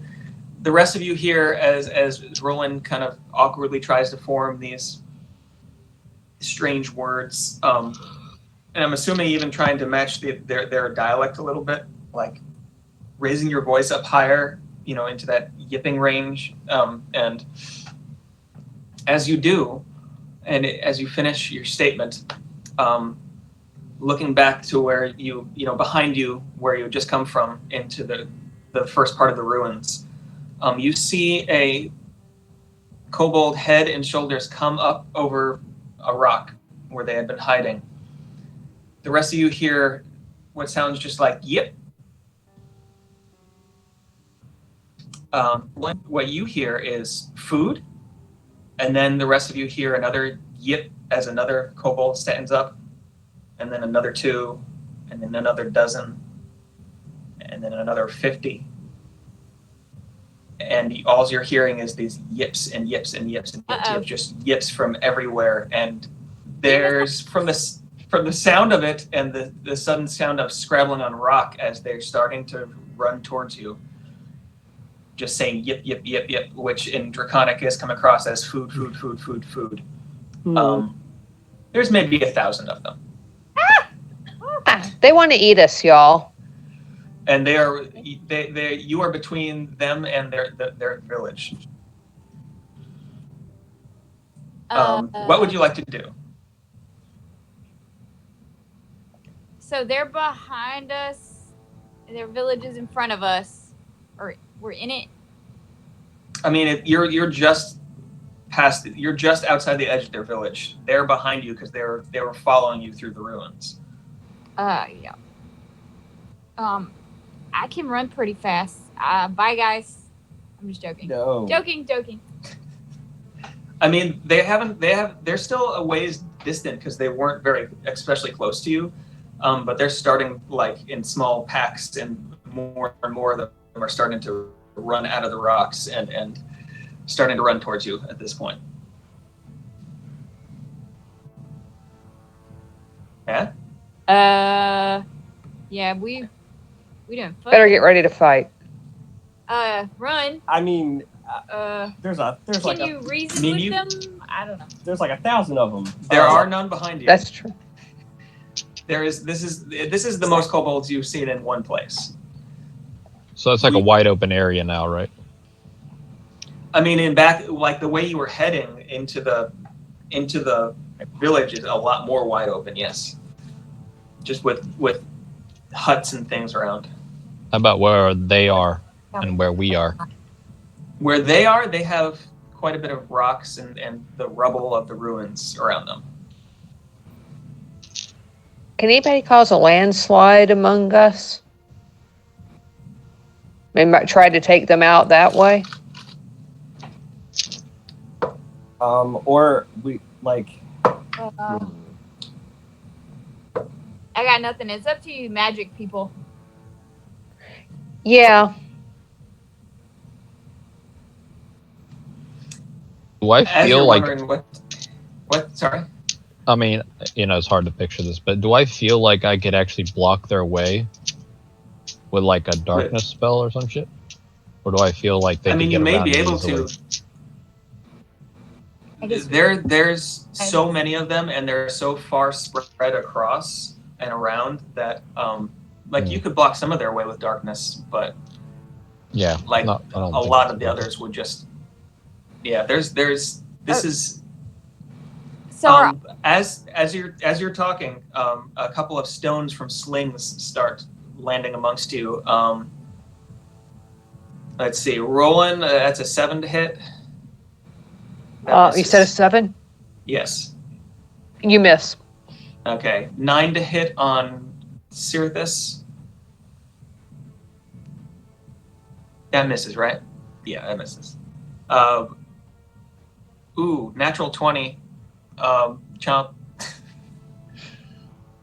That's gonna hit me. And that is 4 points of bludgeoning damage. Ow! And then 15 to hit Crom. Nope. All right. And as this happens, like there's other rocks that are landing around you and things like that. As you take one to kind of the side of the head, Chomp,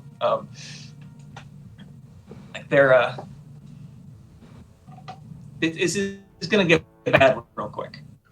Cirthus.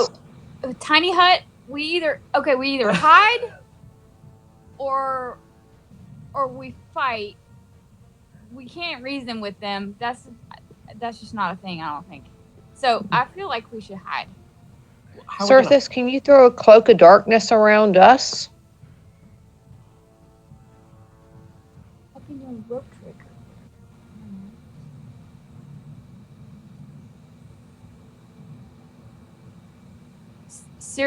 He's hiding. He's already melded with the earth, and we were like, where did he go?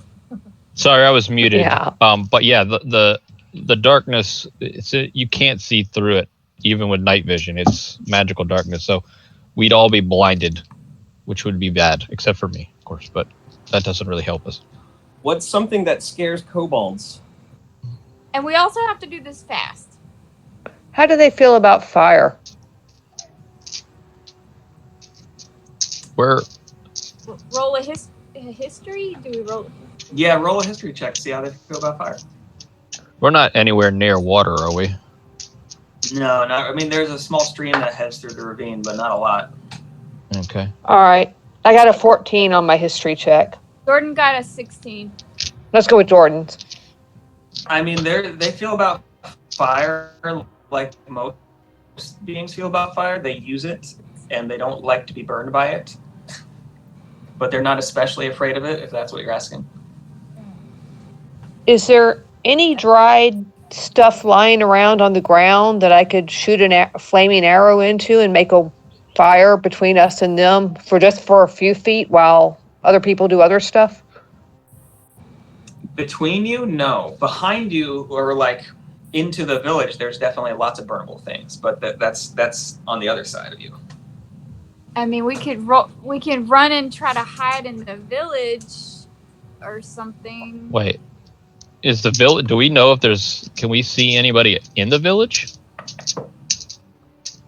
We didn't see You anybody.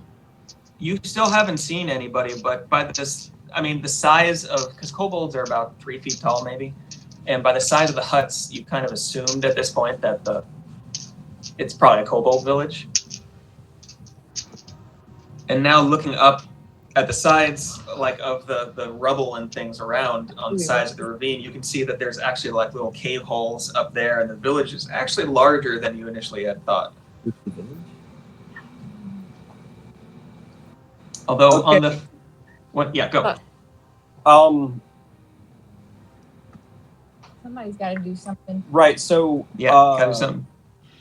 Yeah, I'm gonna cast a spell. I don't know if we roll for initiative first but once I got hit in the head with that rock, I just said, "Oh hell no!" And I'm gonna cast animate objects. Okay.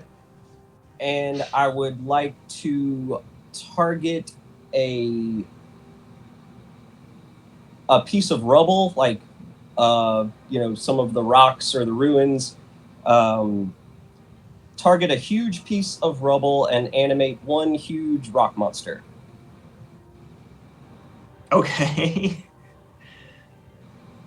All right. Let's see. You can do that. I guess, yeah, we need to not look like food anymore. Yes, I figure a giant animated rock monster would look very much not like food. Okay. All right. They're like, And that would be huge, yeah.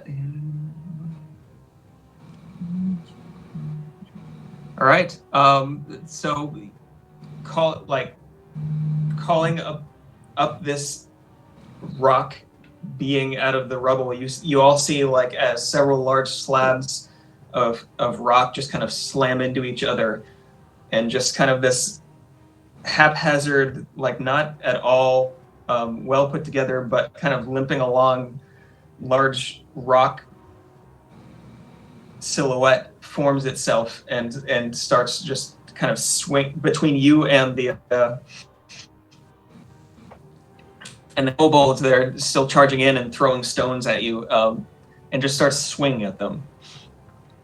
And you're saying this is a huge one, right? Yeah, for animate objects, I can do a number of smaller ones or just like one huge one. So yeah, one huge one. Okay, cool. Yeah, all right, I see it here. Okay. As this is happening, another volley of stones falls around you. Let's see here. Crom, that's 11 to hit. nope. No. Chomp, that's 10 to hit. Nope. Roland, that's 18 to hit. It hits. Okay, you take 2 bludgeoning damage. And Cirthus, that's 15 to hit. Are you there? There you go. Who, me?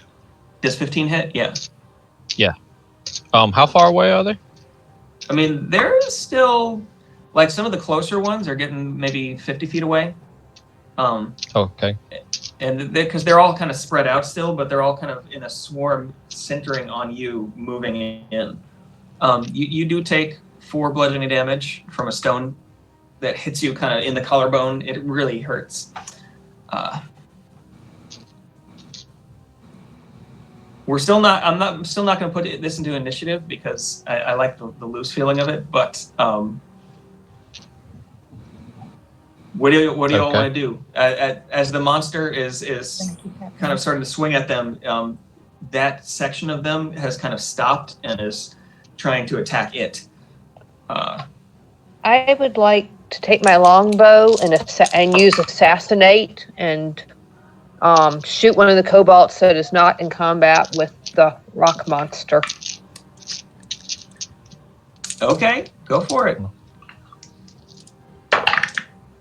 Okay, that is going to be a natural 20 to hit him, and also any hit that I score is against a creature that is surprised is a critical hit.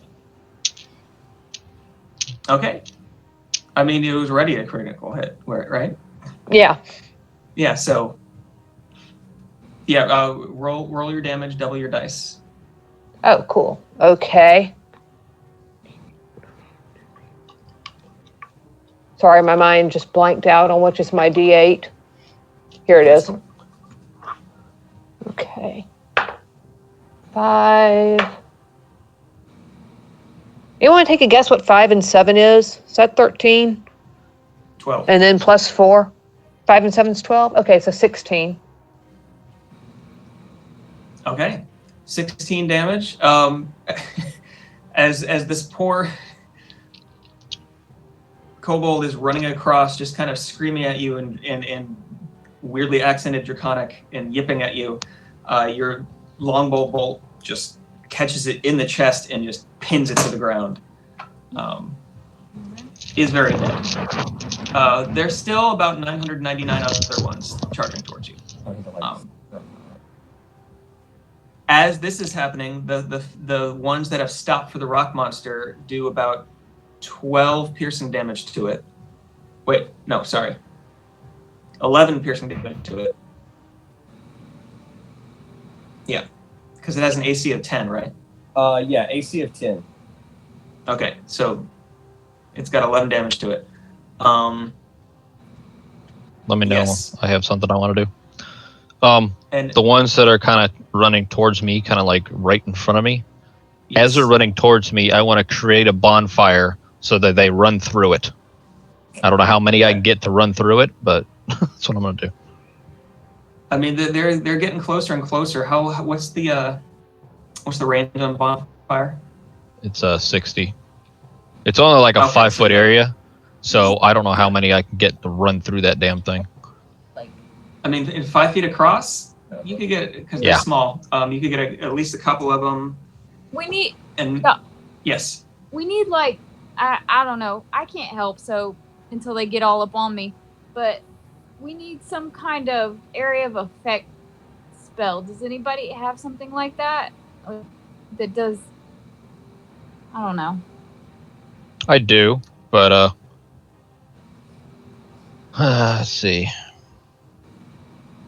I might just start reckless casting. That's something I don't use often, but it's got some stuff. that does do things. Just a lot of them, so I don't have an area Yeah. effect spell that's going to affect all of them. I have Storm Sphere. It would make the rock monster go away, but it's got a 20-foot sphere and can also shoot bolts of lightning. Chump.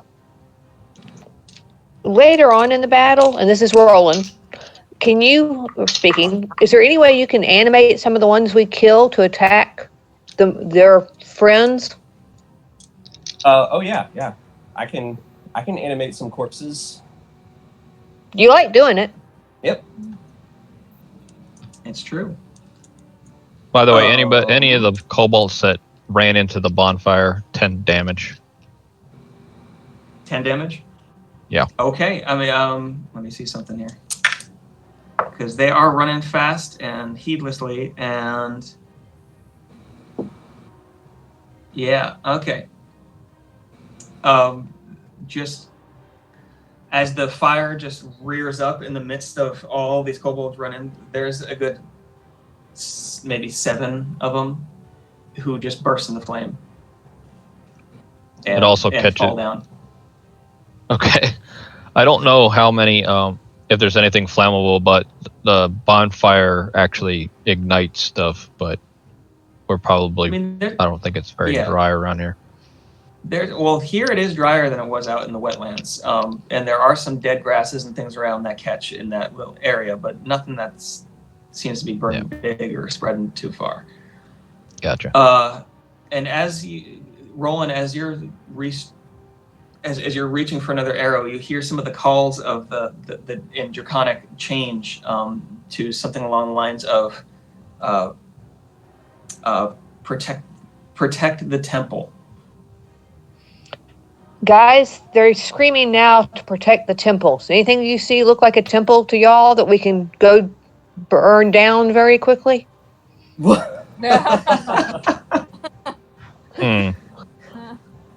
They might. I'm thinking that might distract them if their temple is like not real steady after we get through attack it.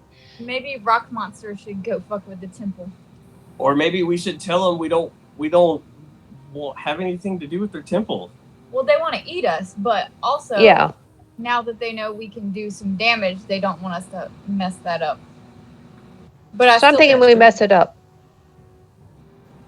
Yeah, I don't know. Temples? Do we see anything around? Roll a perception check to see what you see around. The sun is starting to creep towards the horizon right now. I got a 1. So, I mean, you are.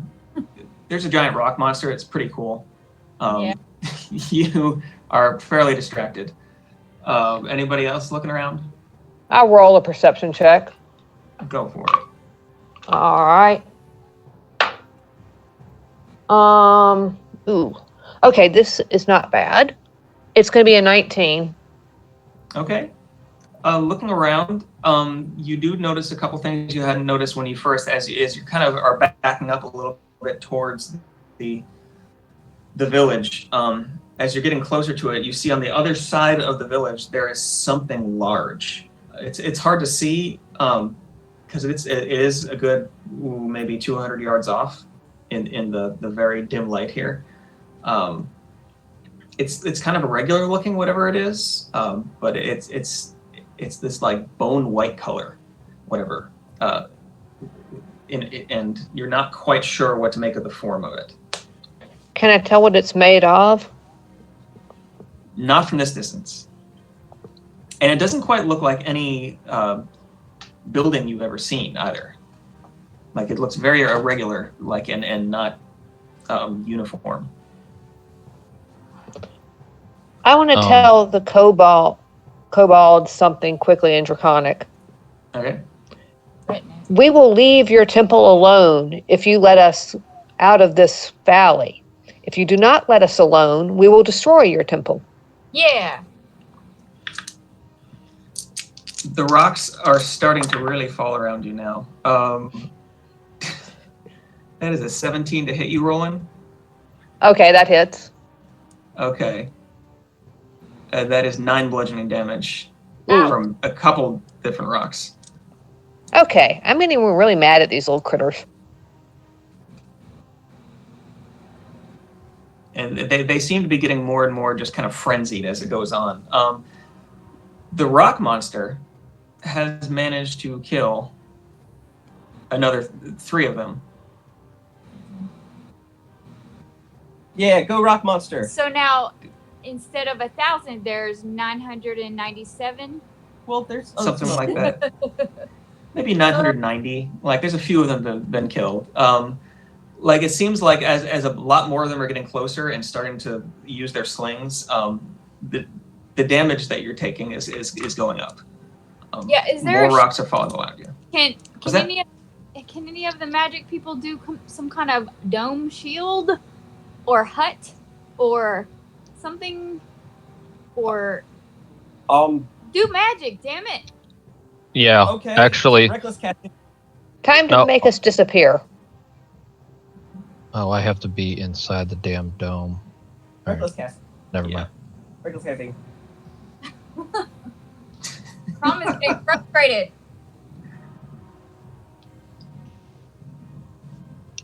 I'm gonna fire off a random 4th level spell. Okay, go.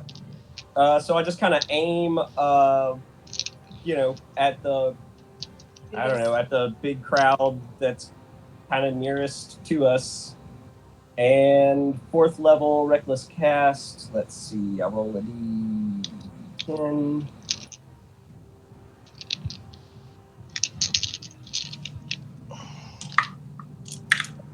9. Awesome, perfect. Wall of fire. Yeah. Okay, how long is Wall of Fire? Let's see what Wall of Fire do. It's pretty long, if I remember.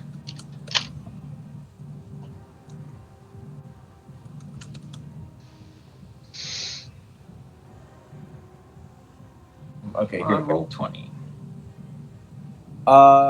You create a wall of fire on a solid surface within range. Make the wall up to 60 feet long, 20 feet high, and 1 foot thick, or a ringed wall up to 20 feet in diameter, 20 feet high, and 1 foot thick.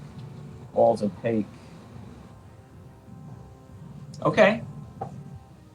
What would you want to do? A ringed wall, or you want to do the 60-foot line? 60 foot's not bad. Well, the let's see. I guess I'll do a. I mean, a ring around us will be trapped inside of it Yes. as well. I think we should run. I think we should firewall, run. Yeah, I'm I for think. running. You just took my bonfire idea and went way better. So I don't know how many's going to hit a 60-foot wall if you put it in front of them while they're running. Yeah, I'm gonna throw down the 60-foot long wall, just kind of like right in front of them. Okay. Right in front of kind of the main, because at this point, like, they're trying to converge on you, and they're coming from, like, all to from one direction, but they're all kind of, some off to the left, some off to the right, some in front of you, and they're all kind of converging. They are getting thicker as they're getting closer. They're within the front ones are within maybe 30 feet of you now. Yeah, so I guess I put it up in the middle of that big group in front of us. Okay. Go ahead and roll your fire damage. And I'll make a lot of dexterity saving throws. All right, so when the wall appears, each creature within its area. So you want to put it right across the front of the line? Yes. The one closest to us. Yeah, the ones that are getting closest to us. What's the DC?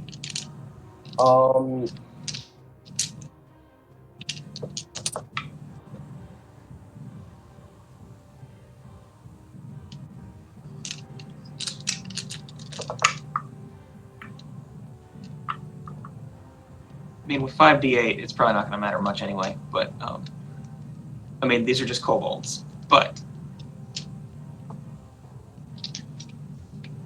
Right, so it's a dex save of 17. Oh my, okay. And... go ahead and, what's the fire damage? Let's see.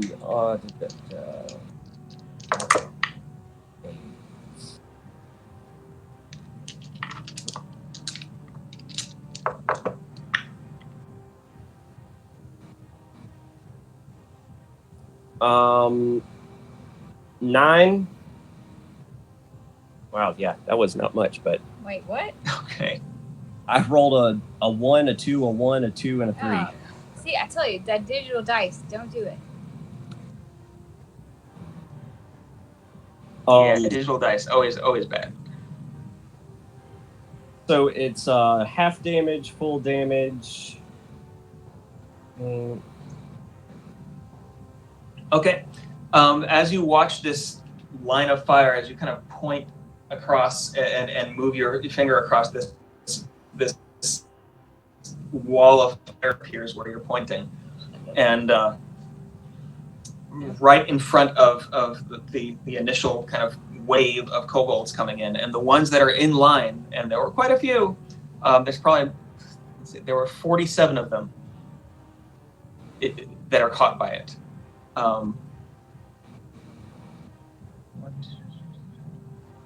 Yes. Okay. 24 of those just die instantly. Nice.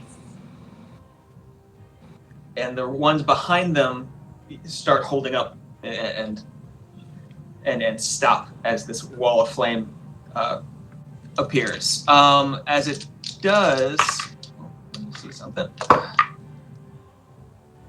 Yeah. Okay. So I got your ACs pulled up here. Crom, Roland, and Cirthus, each one of you takes 7 bludgeoning damage from rocks hitting you. Okay. Chomp, you managed to avoid several of the rocks just flying in through the fire at this point. You've stopped the majority of them right now as the whole mass is, while they're still yelling and panicked, and some as these like high-pitched cries of the dying, burning kobolds in front of you.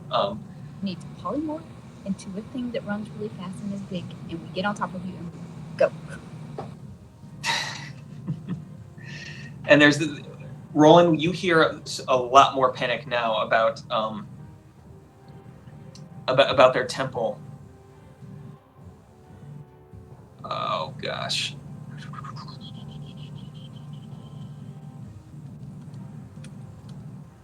What do you want to do? Y'all, they're panicked about the temple, so I say we run as fast as we can to get out of here. And I'll take a pot shot at, if we see something that looks like a temple, I'll use one of my blazing longbows and catch it on fire on our way out of town. So like we should run away from the temple if we know where the temple is, maybe. That's true. Roland's never claimed to be the smartest knife in the drawer.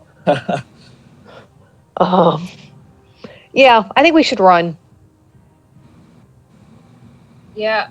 As much as Crom hates it, they've got us outnumbered. Yeah. We need to get the fuck out. The only thing agree. is, where do we run toward? Like, which direction? What's to the left and right of us? So ahead To of the us left? and behind us is the village and the kobolds. So left and right. Well, yeah, left and right, there's fairly steep slopes of rubble, some of which looks like it's probably part of the village itself, as there's some openings and then things that have, some have like rags put across them and things like that. Yes.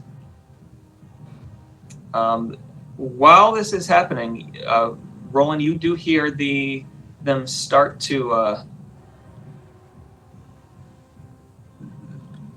get even more panicked. And so, while some of them are still yelling about the temple, others start using the name Voragal, Oregal? and saying they must protect Voragal. Porgal. Okay. Now they're saying that they need to protect Foragal. And if anybody knows who Foragal is, maybe we could take it hostage. I mean, it's probably their god, right? Yeah. Or, Their leader, maybe, or I don't know. All right.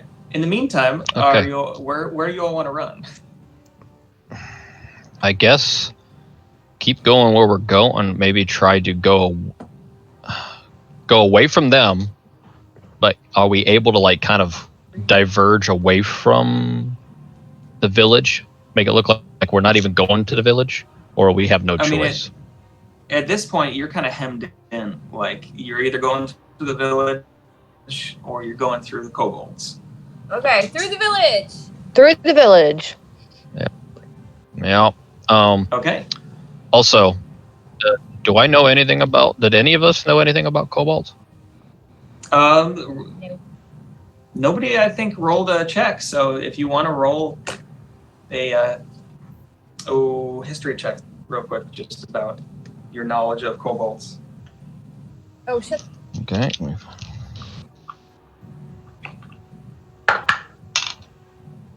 God damn it. 7. 5. Okay. George, you know that. sorry, Sorry, George, what? rolling a history. What, you've got like +9? You got 10? +10? Okay, so digital Oh. dice might suck. I don't know. You rolled a 10. No, I got a 10 total. Oh God. Also- Gosh. I'm also curious if I recognize the name any that they called out. Oh wait, I don't know what it is because. Oh, actually, I would. Hold on, let me check something. Yeah. Yeah, I would have heard that too. Do I recognize the name? You would cast comprehend languages, right? Yeah, it lasts an Recognize hour. name. Roll a separate history check real quick. As you all are starting to retreat into the Village. through the village. Okay. You do know a little My bit dice about, suck too. 7. about kobolds. Oh gosh. You do know a little bit about the about kobolds, all of you, just collectively, from when you were in the Underdark. They generally smell a little weird, and they're very tribal.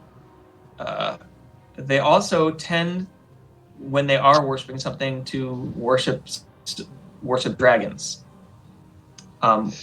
Otherwise, just whatever the most powerful being around is in their perception. Like a dinosaur. It could be. Vorgal, it tickles a memory about something, but you're not sure. So that definitely wasn't. It sounds like a name. I rolled really low, but that definitely Yeah. didn't pop up in my little book of dragons. Did it? Oh wait, maybe it did. Can't remember. I had to look at your book of dragons. Well, because you took notes, right? Yeah, because you have a list of known chromatic dragons. And locations, I think. It was Or one last of the known names. locations. Yeah, it was one of the names on the in the compendium of chromatic dragons in the list that was written at the front. Okay. It was one of the names that was scratched out. What was that? Yeah. Okay, so Crom should polymorph into a lid. I mean, I could, Chomp. well, I could polymorph you. I mean, I could polymorph anybody. No. You do it. Can you control yourself when you're polymorphed? Yeah. Yeah. Okay. So what would be the ruling on the rest of the group riding on my back if I was a huge creature? I mean, they could definitely do it. They would need to make a check to climb onto your back. Because it's not the easiest thing to do. Yeah. So guys, is our plan to just run through the city straight out the other side? Yeah. Like we're not Yeah. gonna try to hang out here, or like we just want to go, right? Yeah. Yeah. What kind of Insert creatures can you turn into? I got the biggest, fastest thing could get us going at like 50, a movement speed of 50 feet. That's faster than a kobold. No. And it just happens to be a Tyrannosaurus Rex. Too cool. Yeah. Yeah. Do it. Now, this will make the rock monster fall apart. Well, he's already fallen apart because you cast Wall of Fire. Oh. Oh, is that? That's a concentration spell. Right. Oh, yeah, I guess Reckless Casting could. Yeah. Okay. Oh, well. Do it. Yeah. Go that for sounds good. Okay, everybody hop on. Roar, I turn into a T-Rex. All right, as this little gnome in front of you just suddenly just blows up into a T-Rex, and the wall of flames just kind of peters out, maybe 100 meters behind you as you've been running through. You hear this huge roar happen, and it kind of bends down for you to all jump up. Could you all make just a quick? You can either pick an acrobatics or athletics check to climb on top of them. Acrobatics. Whatever you want.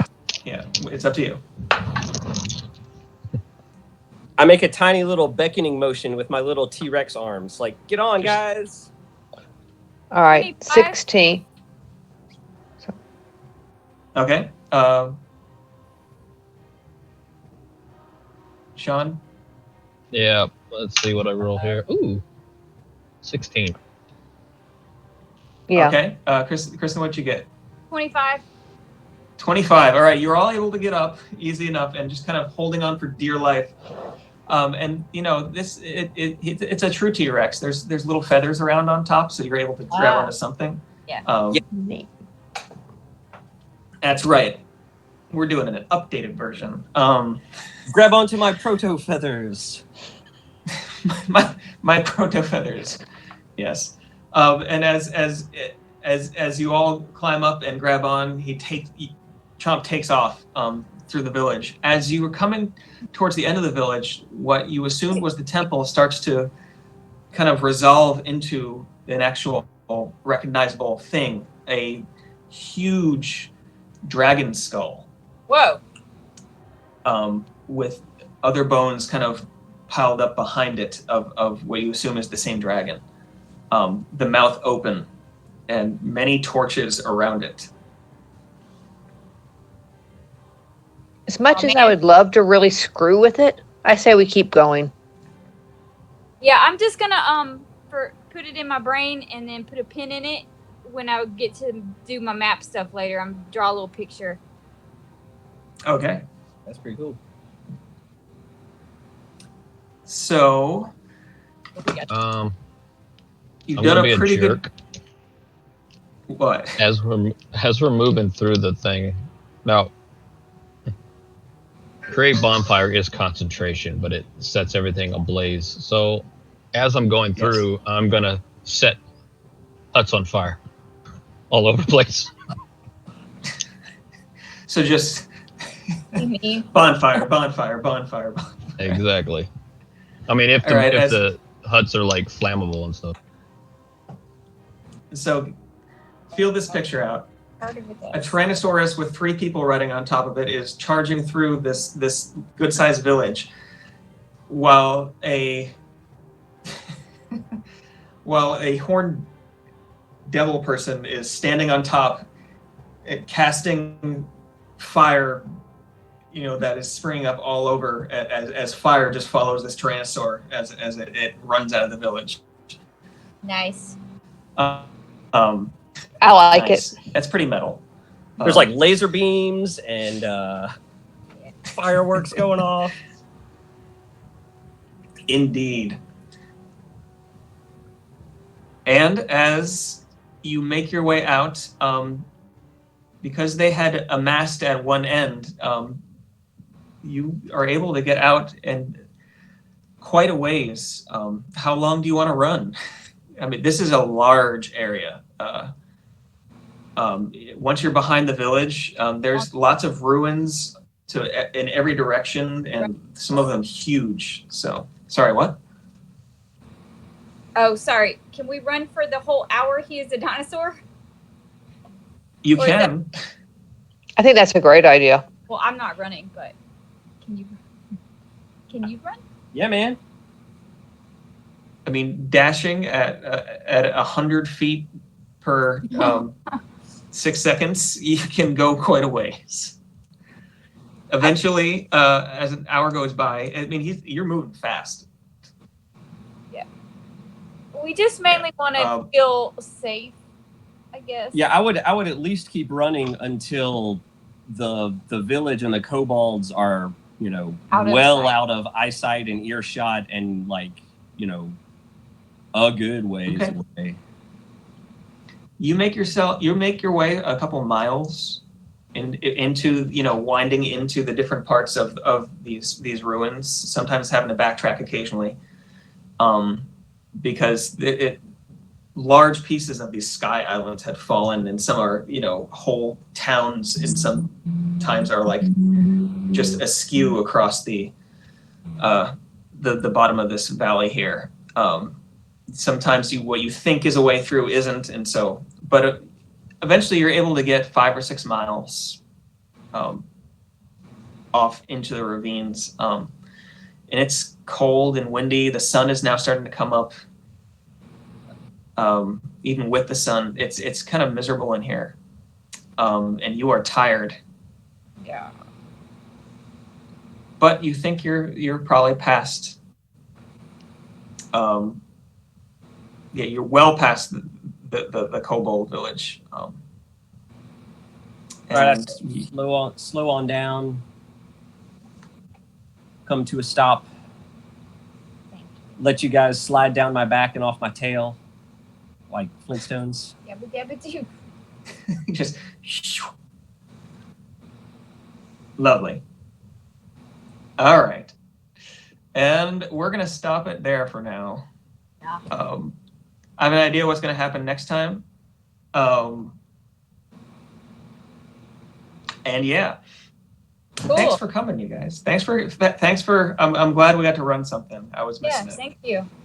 That was an awesome game. That was fun. I thought I you were always gonna. enjoy. What? I thought you were gonna try to kill us off with like an unlimited number of kobolds, and what a slap in the face that would be. I mean, if you had stayed, you were going to start taking more and more damage per turn, and eventually they would have been close enough for their spears. And Oh yeah, if there's And there's enough 1,000 of of them. anything, Yeah. you could be overwhelmed. it's like a you know, a 1,000 duck-sized horses or one horse-sized duck or whatever. Aw, Yeah. horses. Cool. Okay. Well, you want to try for 2 weeks again? Yeah. I Yeah. think it'll be good. I think it'll work. And eventually, like, I think it's good to just keep doing it online for now. I'd like eventually to start doing it in person again, but I don't want to endanger anybody. So, Yeah. yeah. So, Yeah, I miss baking for y'all, but I'd rather stay alive. Yeah. Yeah. Yeah. eventually, there'll be a vaccine and we'll be able to meet in person again. Yeah. All right.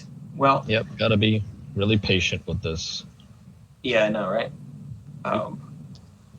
Okay. Okay. Well, thanks for Thank coming. you. Yeah. Thanks, Thank y'all. you.